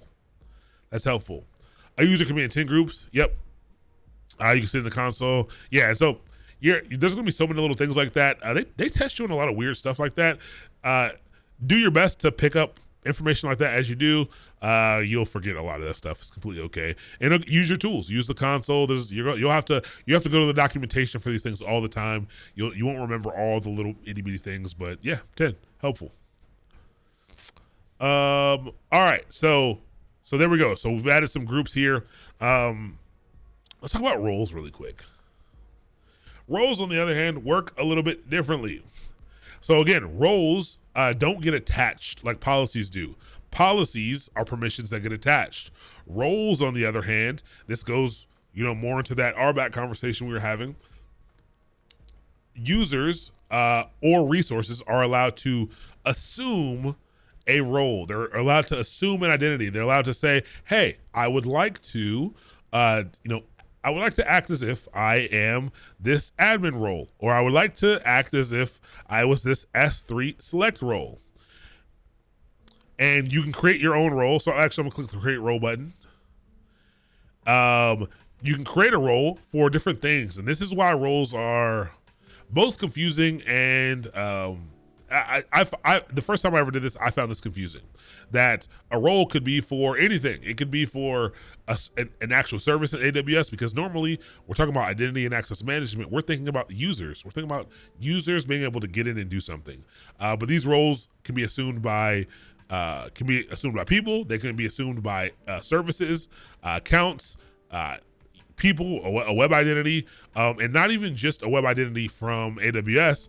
We're talking about federated identities from other places. Okay, using SAML auth and stuff like that, which is pretty darn crazy. ARNs are Amazon resource names. They are unique individual names created, but they're specific names for each Amazon resource that you create. And again, all the names are unique. What's up, Goku? So I'm going to create one for an AWS service. Use case: allow an AWS service like EC2, Lambda, or others to perform actions in this account. So I'm just going to say EC2. I'm just going to click some options here. And in here, I can attach these policies to that role. So we're back to something that we do know. We can attach these policies to the role. And so for EC2, maybe I want EC2 full access or something. Sure, I'll select this one here. And maybe I'll attach another one too, Elastic Beanstalk. We'll talk about Elastic Beanstalk later. Doesn't really matter. Again, I'm just playing around right now. Oh, boundary permissions. Create role without a boundary permissions. Use the permissions boundary to control maximum role permissions. Interesting. I actually never done. I don't do this. I've actually never done this. This boundary thing is new to me. Maybe it's not new to me, but I'm pretty sure it's new to me. I'm not gonna lie. I'm pretty sure it's new to me. So we can check that out. We can definitely check that out. We'll do a lot with IAM. You can't get around doing these things with IAM, so we'll get to use it a ton. But I'm gonna add those two things. I'm gonna go to next. Give the role a name. I'm gonna say EC2 service role. I don't know what I'm gonna call it this, but sure. Here is where we have a document here, and here's where we can start to write these things. Allow action STS assume role. So there's a token service that can use this assume role action to be able to do this thing. And so this is the actual action people are going to take to do what we need to do. So anything that I give this STS assume role to, then I can make that happen. And so here we are providing the service EC2 to STS assume role. And when it assumes this role, it's going to access these permissions. Again, this can be very, very confusing. Okay, understanding once you get to roles and you're assuming roles, it can get to be super interesting and can be very confusing about what is happening here. I'll definitely show you all one day how you can assume that role. But remember, these roles, the important thing to remember is policies get attached directly to entities, both roles and to users and groups. But roles, on the other hand, do not get attached. People can assume this role. So people can assume the role, but it's not attached to anything. And so where was this EC2 service role? If I wanted to allow other people to assume the role, here's what I would do. Right now, only EC2 instances can do so. And I always have to let me go by trust relationship permissions. Instead of service, I would put in the principle of like users. I'm not sure what the key is for it. I would have to look up what the key for it is, or groups. And I would make that principle there. So right now it's ec2.amazonaws.com. That is the EC2 service. And if I wanted to use users or groups, I would have to explicitly put those things in here. Right now, that the user that we created, that stream user or suite user or whatever we created, does not have the ability to assume this role. It cannot assume this EC2 service role because we have not allowed them access basically right here to do so. So it gets super confusing. Don't worry about it. We are going to do a lot with assuming roles, but those are the main pieces. Users, we made a user. We saw that you can specify how to access stuff with a user. We saw groups, that you could make groups of users, policies, which are your actual permissions, and that you can attach those permissions directly to a user or to a group or to a role. And then the role is something that these tools, these either services or people assume. What does the role have access to? So the role that we created was the EC2 service role. I just clicked a couple of options. It has access to these two policies.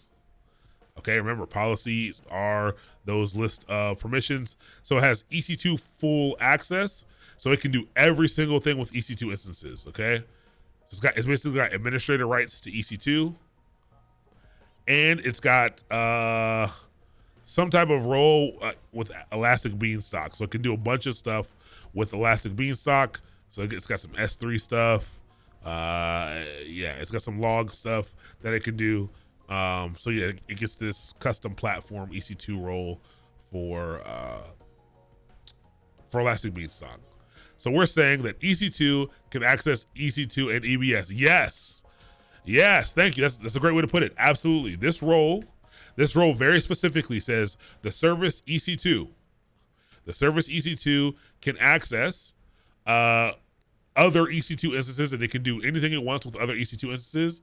And it can also access whatever this Elastic Beanstalk thing asks you to. So yes, it can access EBS Well, EBS Elastic Beanstalk.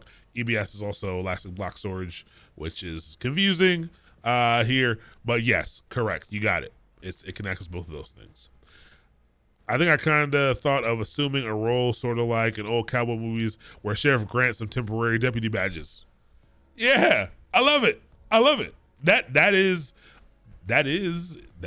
what it is.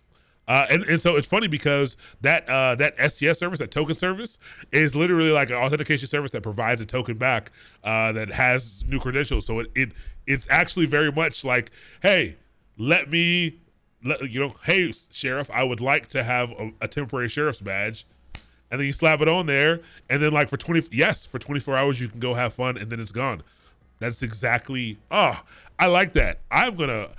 So one, let me screenshot that really quick, and I'm gonna give you credit. I'm gonna use that in a slide one day, and I'm gonna give you credit though. I'm gonna give your username's gonna have credit there. That's good. I like that one a lot. We snipping tool that. I love it. New. There we go. But that's exactly what it's like. A good way. Hopefully that helps people understand it a little bit better. It is like a sheriff. STS, that STS assume role, the STS service is the sheriff, and whatever is assuming the role says, hey, can I get one of those sweet temporary badges? And they say, yes, you can. 100%. You can do that. And here's a temporary badge. It's going to expire. And you can come back to me, so it's going to expire, but you can come back to me to get a new badge, but I'm going to take it away from you in 24 hours or however long. And then when you need it again, come back to me and get it. But it'll give you temporary access to do all the things that you need to do. I really like that. That made me really happy. I like that a lot. Cool. The last thing we're going to do, the very last thing we're going to do is feel free to gather any more questions about IAM that you have. Again, IAM is one of those things where we've literally covered the major concepts of IAM. What's difficult is starting to understand how to create, to understand the connections between, how do I properly grant access? How do I want to grant access? Do I want to grant it with direct policies? Do I want to grant it through groups? Do I want to grant it do I want to create roles to make this happen? Instead, how do I want to figure this thing out? How do I make a role that does the thing that I want it to do? How do I practice making that role? And so it's hard to do that. When you don't yet know anything about the services that are available to you. So what we're gonna do is, as we start to learn about services, we are gonna have to explicitly start adding permissions and creating permissions and adding things and pulling things away. What would be a use case for roles? Maybe, and I'm just going off of what we've been doing here so that we can keep talking about very specific things. Maybe you have a centralized system.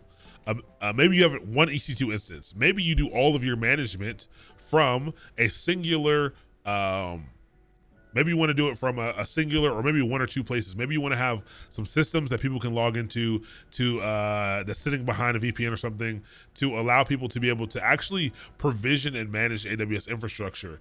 And you want people to log into a machine and to be able to do that.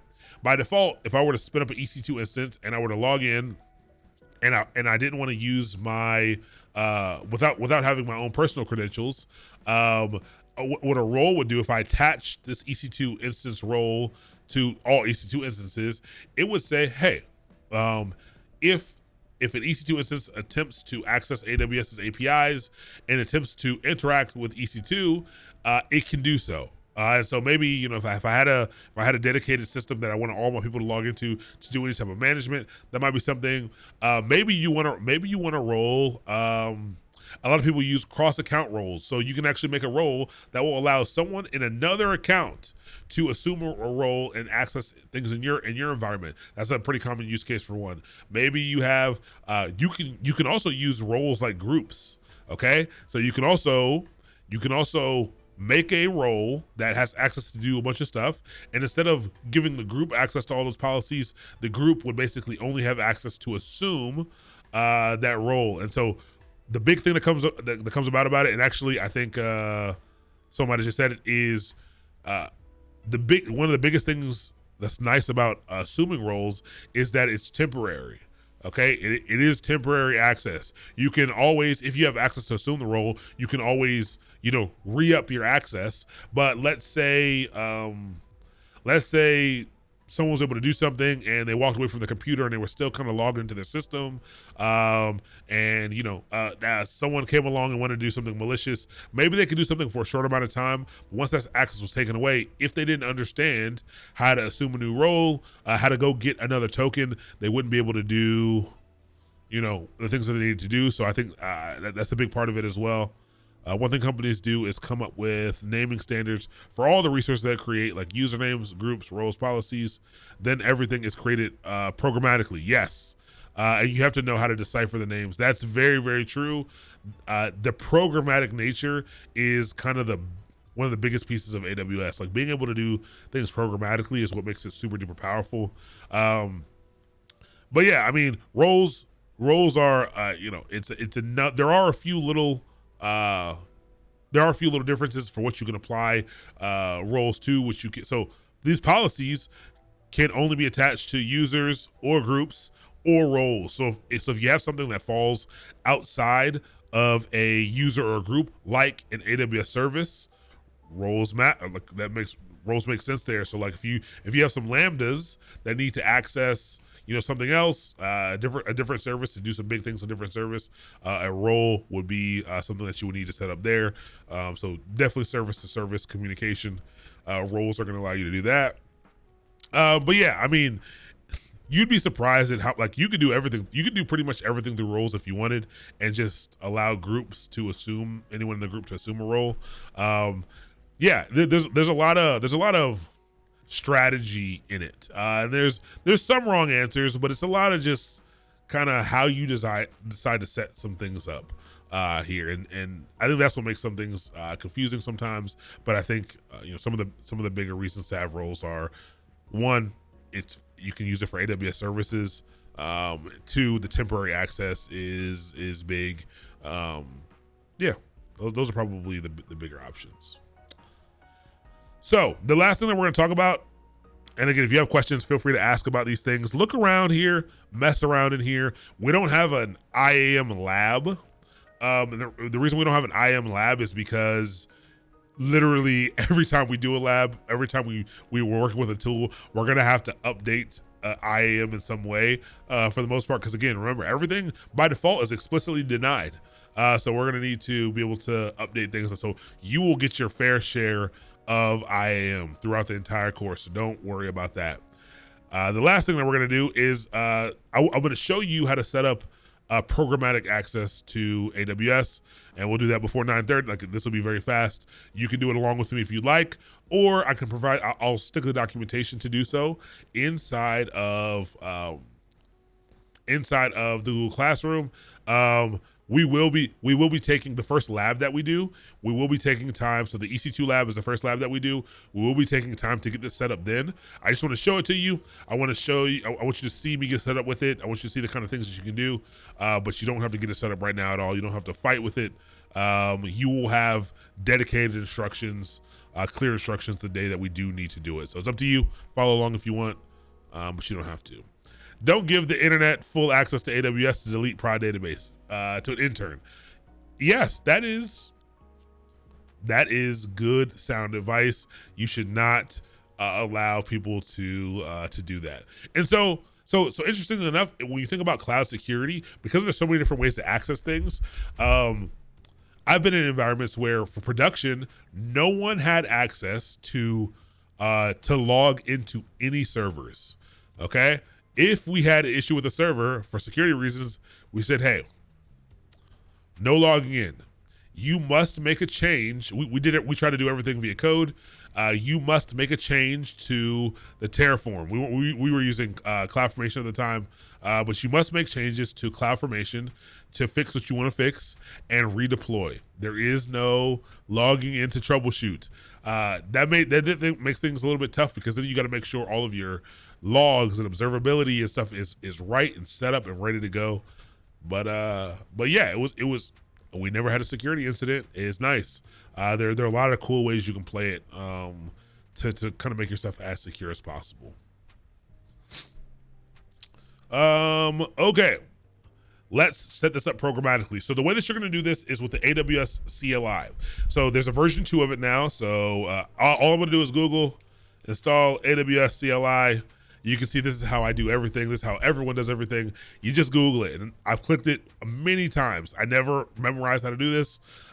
You can use package manager. So if you have Brew, I think you could just do Brew install AWS CLI. If you're using Choco, I'm pretty sure I could just use that as well. But I want to show you how to get it installed the manual way. Let's see. Yeah, there it goes, right there. Version 2, but version 1, the big difference between version 1 and version 2 is version 1, you had to do some Python stuff, you had to go into pip, and you had to do all this extra stuff to get it installed. The version 2 is simply a downloadable executable. So it's one little file that you need to download and put it in the right place to get it running. So all we're gonna do is if you have a package manager, like I said, if you want to use Brew, go ahead and use Brew. That's completely okay. If you want to use Chocolatey, it's completely okay to do so. But what I'm gonna do is installing or updating the latest version. I'm gonna click the actually I don't need to do anything. If you scroll down on the page a little bit, and let me share this with you. If you want it, and actually I think if you do exclamation point AWS CLI, this might pop up. Let's see. Nah, I should just make the command. Let me do that. Add AWS CLI, paste it. Now you can do it. But it's pretty simple to do. Now, we haven't done any command line stuff in this class yet. We will when we get to EC2, so don't stress. The command line is something that if you're getting into the cloud, you should learn. Fortunately, you don't got to be stressed about it here. We are doing a Linux course on Thursdays. Come through for the next 6 Thursdays. You will have more than enough knowledge after that to work with the command line. That's all we're doing for the next 6 weeks is Linux stuff, but all of it's via the command line. So come on through and make sure you know what's going on there. Now, Mac, Windows, Mac OS, there's a nice little GUI installer. So graphical user interface. So this is going to download a little package installer for you, and you can just click it and you can run it. If you want for Mac OS folk, graphical user interface installer, or you can do it via the command line. Just do it from the GUI. Like I'm sure if you click this, it'll download exactly what you're used to installing stuff on Mac with. If you're on Windows, what are your options? Same thing. There's an installer. I'll install it. I'm gonna install it both on Windows real quick and on Linux. So I'm gonna download the installer here, and I'm gonna click it. And is anything happening? No. Let's click it again. My computer isn't very happy. Come on. I'm gonna open it. Show in folder. This computer isn't happy at all. Let me check what's going on with this thing.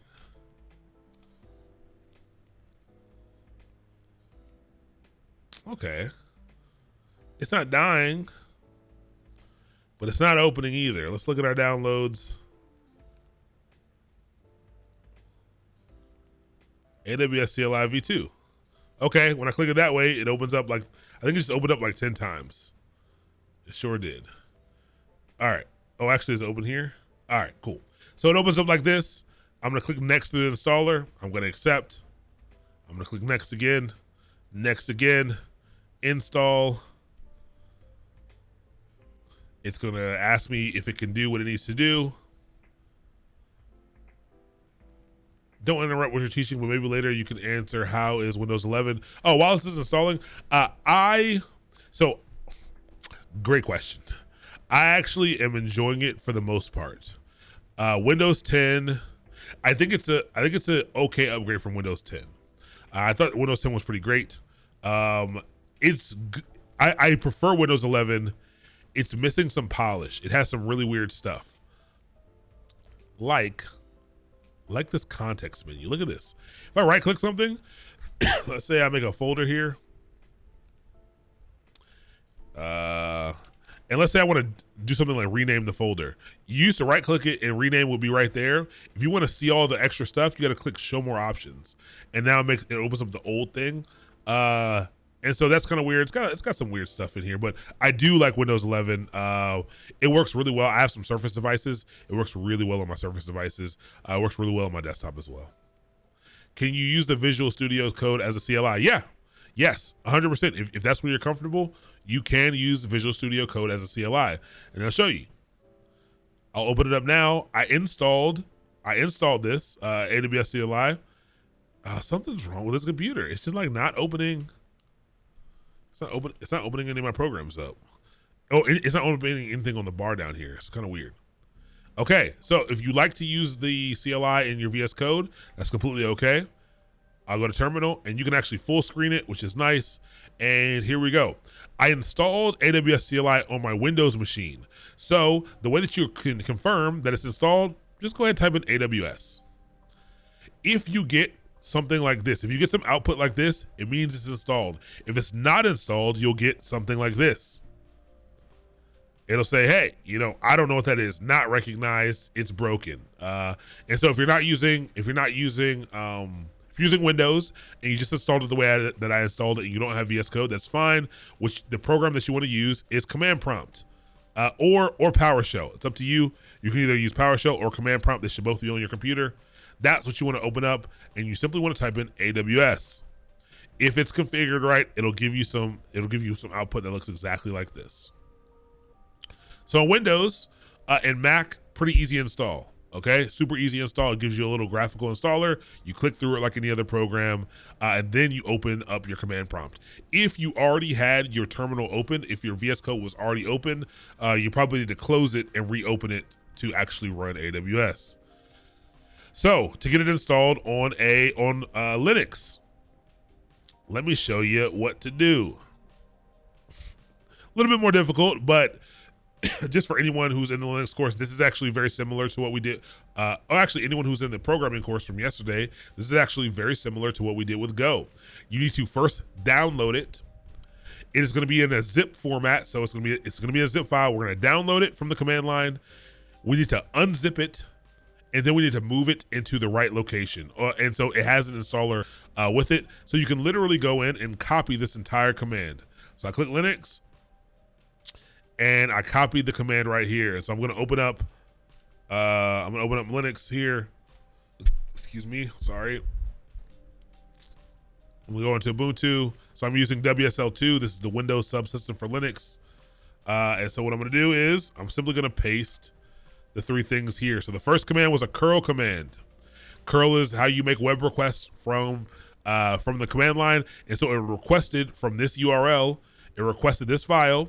And it saved it as this file name. Then it ran the unzip command. It tried to. So I actually don't have unzip on my computer, so it actually ran into an error. But it tried to run after we downloaded the zip file. I can show you that zip file is right here. Now we can unzip it. And I can do this thing manually if I wanted to. Like I could go right in here and show you that. Oh, actually, I forgot. This is shoot. I forgot this is not just Linux.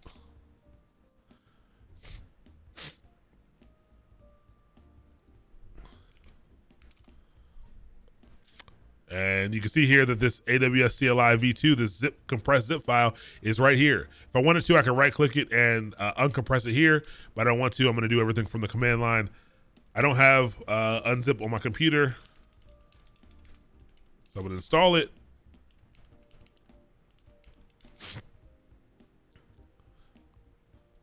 And so all I'm going to do is now I'm going to unzip AWS CLI v2. So it's going to unzip for me. And now it creates a folder called AWS. And then inside of this AWS folder, there is an install script. That's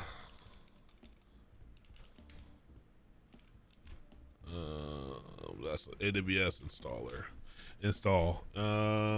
Cool. So now if I run AWS, it now works in Linux as well. It should, for most distributions, it should work. You might have to install unzip, but for most things, you should be able to just copy this and paste it in, and it should work.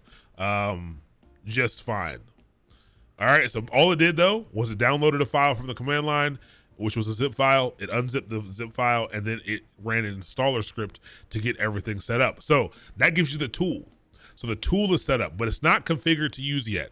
We need to use our AWS secret key and access key to make this thing work now. So here's what I'm gonna do. I am going to go into, I'm gonna go into my users and I'm gonna go into the user that I created. Cook the Ryan, welcome. Thank you so much. Thank you so much for gifting the subs. I appreciate it. I appreciate it, Ryan. You're the best. Genuinely the best. Everyone who just received a gifted sub, please say thank you to Cook the Ryan, because Cook the Ryan decided to spend their own hard-earned money to give you a subscription. Now you won't see any ads. I think Twitch might have changed that policy, but you're supposed to not see ads. Also, you now have access to some sweet emotes. Actually, I think everybody has access to all the emotes. But now, just use the emotes anyway. And yeah, thank you. I appreciate it. So, what I'm gonna do here real quick is I'm going to grab those credentials. I'm gonna grab the credentials for the suite user that we created. And again, I didn't save them, but I can go in and I can create new ones here. So remember, access keys are what we're gonna need to be able to access AWS programmatically. So I went into my users. I went over to the user that I cared about. I clicked their name. I went into security credentials. And I could delete the old access keys, but they're inactive, so I'm gonna create new ones. You are gonna get to see these. It's okay for now, but you're gonna get to see these. Here's what you're gonna do with these keys. You can download it if you want. Here's what you need to do with them. In your command line, whether in Windows, wherever you're at, what I want you to do is AWS space configure. This is going to allow you to configure your credentials inside of your AWS account or inside of your AWS CLI application. So AWS configure, and it's going to take you through a walkthrough. The first thing it asks you for is an AWS access key ID. That is going to be the shorter of the two options. So I'm going to copy it here, copy. And I'm going to go in and I'm going to paste it. And I'm going to hit enter. Now it's going to ask for the secret key. So I'm going to go back over here. I'm going to copy the secret key. I'm going to go back over. I'm going to paste it. Okay. Then it's going to ask for a default region name. This is helpful. You don't actually need to specify this in the beginning, but there are some commands that you run where this will need one. So I would put one here by default. My default region is US East 1. Okay. So over here, you can click the regions if you want to see what they're called. Find the one that's closest geographically to you, and you can use that one. And you're going to use this identifier over here on the right.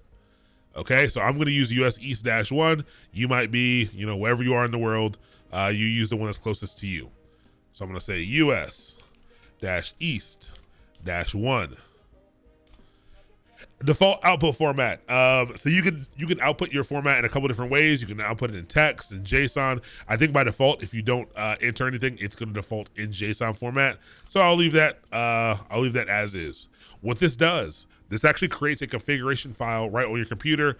So this information is actually stored. Okay, but now I can do stuff. So there's some things I can't do. Usually, if you want to check if this worked, people do what? STS, assume role. Oh no, get user identity. STS, get user identity. I might have did that wrong. STS, get dash user. Let's see, get access, assume role, get caller identity. I usually don't do this. I usually do an S3 LS. Get caller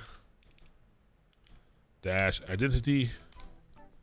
All right. And so this is how an easy way to confirm that you set up your credentials properly. Again, you don't need to set up your credentials right now. I'm just going through and showing you what programmatic access is and how you set this up. We will spend time going through it.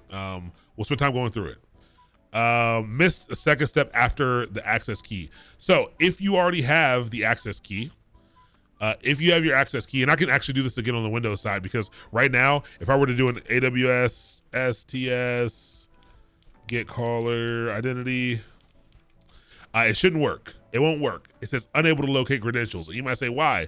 Well, I installed it on the Linux side. If you have your access key, like if you still have it pulled up on your screen, and so now I actually have to create new ones.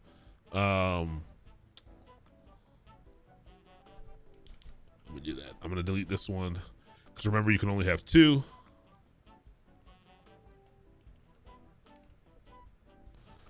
I'm gonna create some new ones. And what I'll do over here on the Windows side is, once you have them, if you have them saved, wherever you have them, what you're gonna do is you're going to do an AWS configure. So you're gonna type in AWS space configure. And when you do, it's gonna take you through a setup process. So put your access key in. Then you are going to do your secret access key.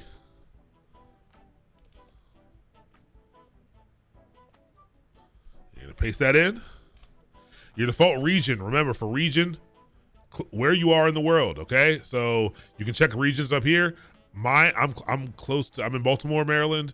I'm closest to Northern Virginia, so US East 1 is the region that I want to use. You can use whichever region that you want, but you're going to use the one that's on the right side. You're going to use the name that's on the right side here. So if you're on the West Coast, US West 1, whatever. So I'm going to do US-East-1, and I'm just going to hit enter. And now if I do AWS STS get caller identity, it's going to use the credentials that I set up. And when I get output like this, this is JSON output. And it's saying, hey, you are sweet username. This is your ARN. You are real. You're right. You're ready to go. I'm so impressed with you. I just have to remind you how amazing you are. Thank you so much. I appreciate that, Java Grunt. Really do. That, you warm my heart. You warm my heart up right there. I appreciate that. Made me feel good. Thank you. So this is going to allow me to programmatically do things with AWS. Now, I can't really do much because I didn't provide many roles. I didn't provide many policies for this user. So I think I only did some IAM stuff. I actually don't even know a lot of IAM commands. Let's see. Help. Is there like a list? Is there like a get? Yeah, get. Let's see. List groups. I'm going to do AWS IAM list dash groups. Oh, see, it won't even let me do that. I actually don't have permission to list groups. Is there a list policy?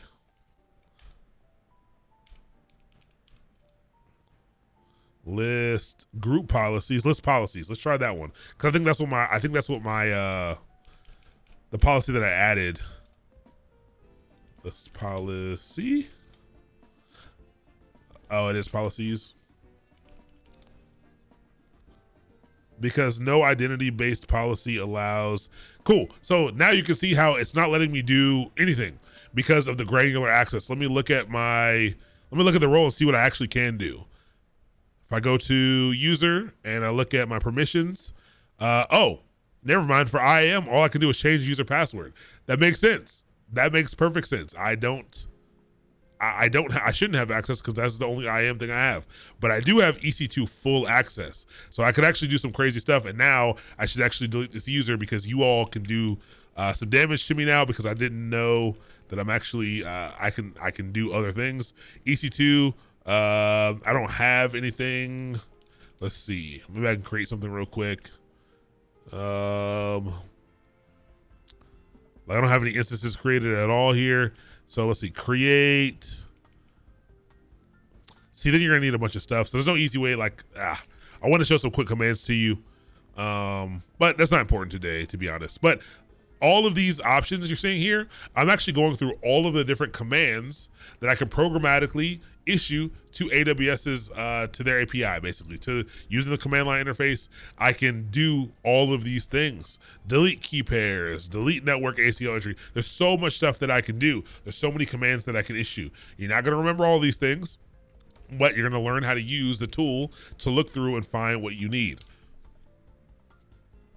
And literally, there's one of these for every single thing. So AWS help, all the different services that exist. You can do something for. There's so many different things you can do with the AWS CLI, and it makes it pretty nice to use. Look at all the available services that it has. Way too many. We're only at the C's, D's, E's. Look, there's so many different things that we can do in here. But again, this is what makes things super duper powerful.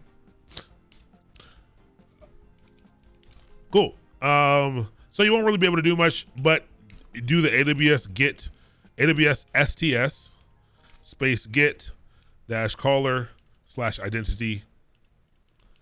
And this will tell you if you set up your credentials properly. USE's to electric boogaloo. I like it. Cool. And honestly, that's about it for tonight. Any questions about IAM? Again, what you want to know is understand that shared responsibility model, understand who has access to what. AWS is responsible for security of the cloud. You have responsibility for security in the cloud. Understand the difference between authentication and authorization. Authentication is, hey, are you who you say you are? Authorization is, hey, now that you're in, what do you have access to do? What are you allowed to do? Understand the main tenets of IAM, the different pieces you have, which are users, groups, policies, and roles. Users, groups, policies, roles. Try to spend some time understanding the differences between them and what they do. You saw that these policies were just permissions. You saw us, there's a bunch of managed permissions. So we didn't actually have to do, we didn't actually set up our own today. That's okay. We will be setting up our own many times throughout this course. And so you will get used to doing that. You will get practice doing that. So now you know that there are managed policies that already exist, so you can look through those to see if there are any policies that you ever need that you can simply attach to a user. You saw that you can create groups of users, and you saw that there are roles that you can create that also work with AWS's services. Yeah, this is the tool that enables all of the access to all of your AWS resources and stuff for this account. You can have multiple accounts, and each of those IAMs is kind of separate. There is some overlap if you're doing some cross-account access, but for the most part, this is dedicated just to this AWS account. ARNs are Amazon resource names. Yeah, and I highly encourage you to mess around with this. Know that you can access AWS in two different ways, through the console or programmatically. If you're going to do it through the console, you need a password. You need your username and a password, and possibly multi-factor authentication token if that is enabled. If you want to access via programmatic access, you need access keys to do so. Those two things, secret access key, and I always forget the two of them. Access key ID and secret access key are the two that you need. You can only ever have two at a time, so you can delete them when you don't want them anymore, which I'll do now since you all saw both of them, and I don't want you spinning up EC2 stuff. You might have already done it, so I'm going to check because I don't want to spend a bunch of money that I don't need to spend. But go through it inside of the Google Classroom. If you're not in Google Classroom, I have provided a few resources. For this class, if you're in the coding class, you got a quiz and stuff this week. You will get your first you'll get your first quiz next week, only because we kind of haven't learned that much about AWS quite yet.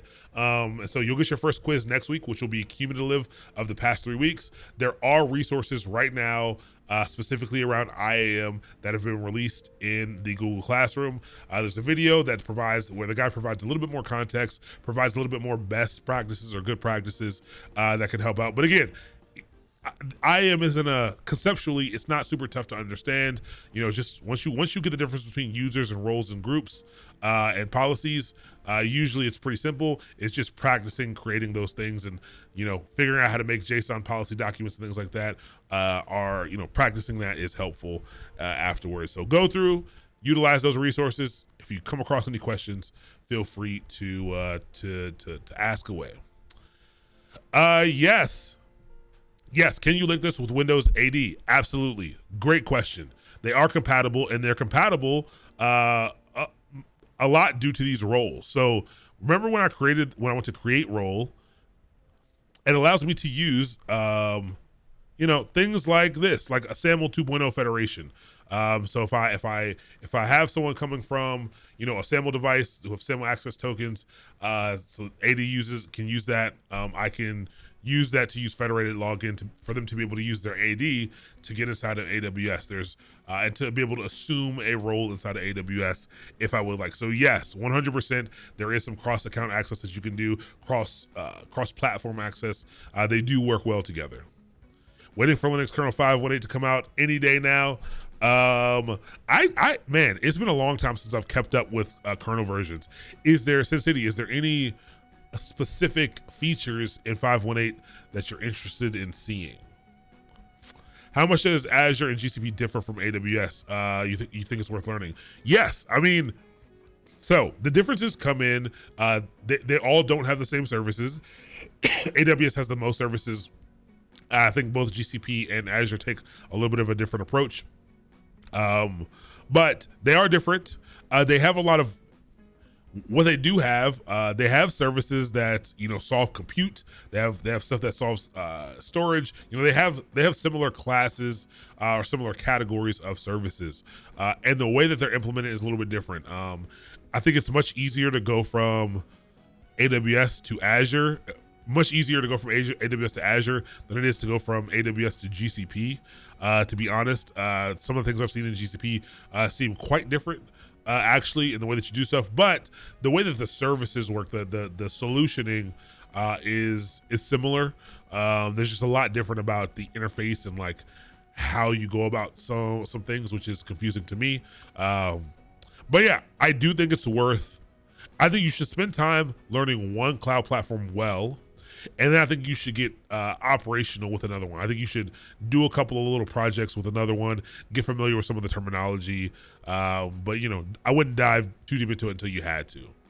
Unless you go to like a consulting company where the value is that all of these cloud platforms. Oh, GPU driver support. That sounds great, actually. Yes, I'm excited about that too then. GPU driver stuff is... Linux and their GPU drivers, not a fun time. I don't know anything about it, but the whole thing called multi-cloud, where companies utilize multiple clouds. So yes, Deltree, 100% companies do that. Some companies utilize multiple cloud providers for a number of reasons. For one is for disaster recovery and failover. Let's say something happens significantly to Amazon's network or Amazon data centers. Yes, Amazon has some built-in things to allow failover within their platform, but sometimes there's value in having failover to go to a completely different cloud service provider should something happen internally, more specifically internally at Amazon. Other reasons might be for capacity's sake. I know I've heard of companies doing it simply for capacity's sake, where they could do some real weird cost saving measure by actually having the same thing running in both cloud environments and actually serving from both of them at the same time, actually, which has been pretty interesting. I've seen some white cases and some use cases around that, which I still think is super duper weird. But yeah, disaster recovery is probably the biggest one. Some companies simply just do some things in one cloud and some things in another cloud, depending on the types of services that they have available. I know companies who do most of their application stuff and serving that stuff over in AWS, but do all of their internal stuff. So they'll use all the SharePoint, online SharePoint stuff, and all the Azure Active Directory and stuff, and all of these, single sign-on and stuff. They'll use Azure for that. So 100%, it's something that companies do. And so, yeah, like I said, I do think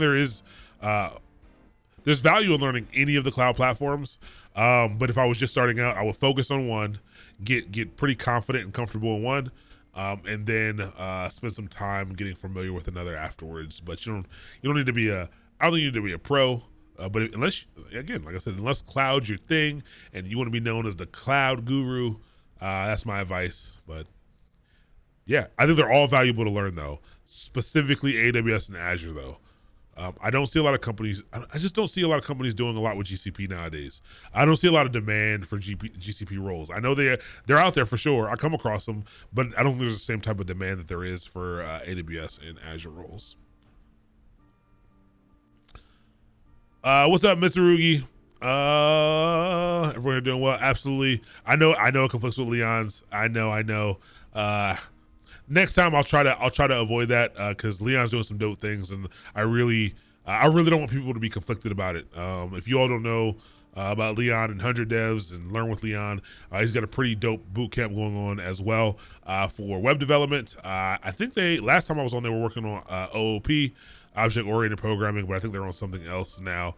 But dope. He usually streams on Tuesdays and Thursdays. Our streams overlap. But check him out. Seriously, check him out. Go learn from everybody. Disaster recovery makes sense. It's a big reason why. Yep.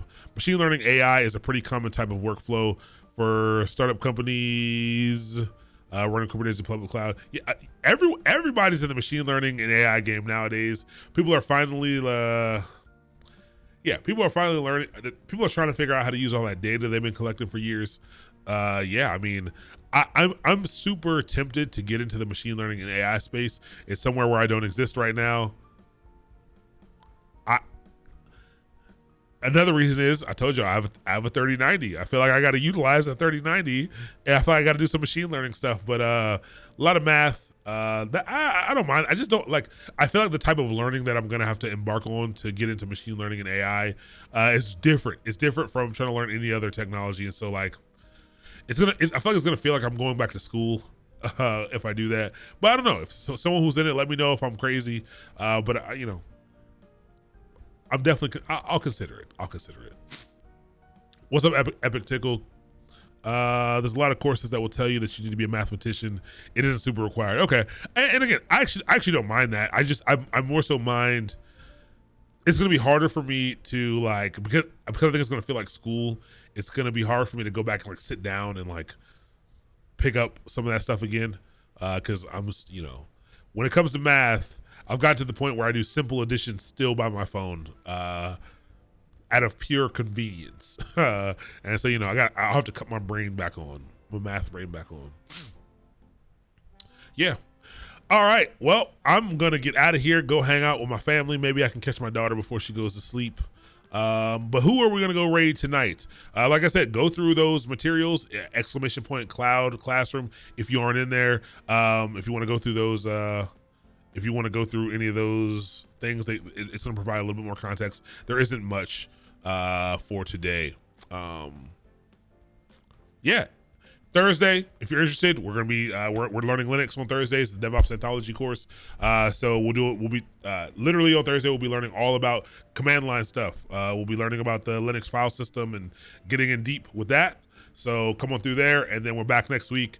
Next week, I think we're doing.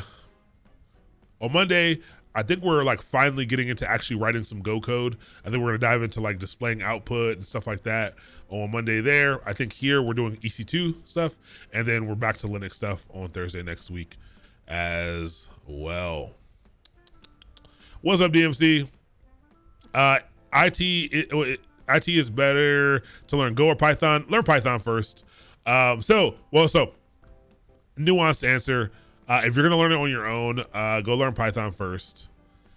You can get more. Most people can likely get more done more quickly in Python. Learning Go, I think, will make you a better programmer. That's why our coding course is specifically with Go. I think it'll make you long-term a better programmer. And it is actually the language that I prefer. But Python, you can just get up and running with so quickly, and is much more easy for people to kind of approach. So learn if you don't have any programming chops, and you don't want to be a software engineer, go learn Python. Definitely go learn Python. Cool. So let's see who's online right now. We hit up Simon. We hit up Midnight Simon yesterday. Oh, Teach is on. Cool. So Teach is dope, doing some doing some TypeScript, Python stuff. Teach is actually a contributor to NeoVim. We were on the same stream team for a while. I think we shut down our stream team. I don't know. I hadn't streamed in so long. I don't know what's going on. But say hello to Teach. Super duper smart. Incredibly good developer. He's pretty dope. I stream 7 p.m. Monday, 7 p.m. Eastern time. Monday, Tuesday, Thursday, 7 p.m. Eastern time. Yes, we will go over IAC. Hold on, Epic Tickle. Let me pull it up really quick. I can tell you exactly when we're going to go over it.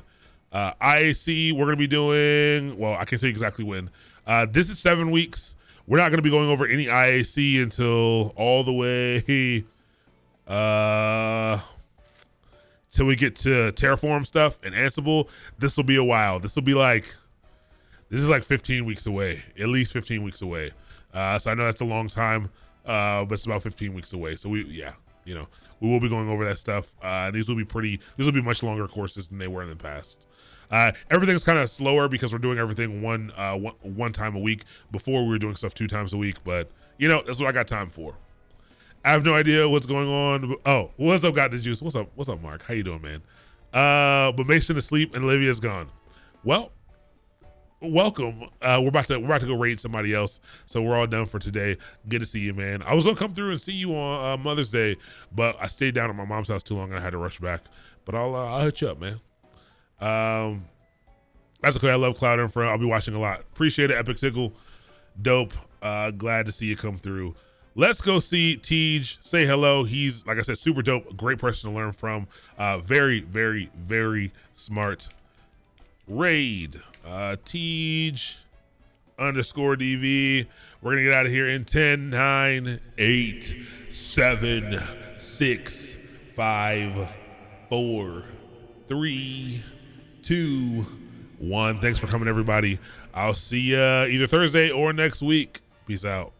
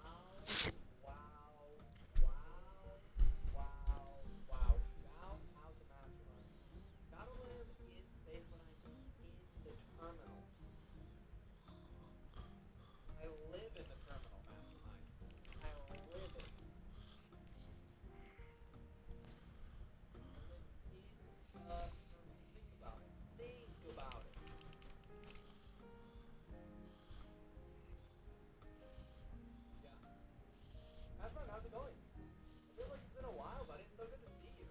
How's life? How's the fam?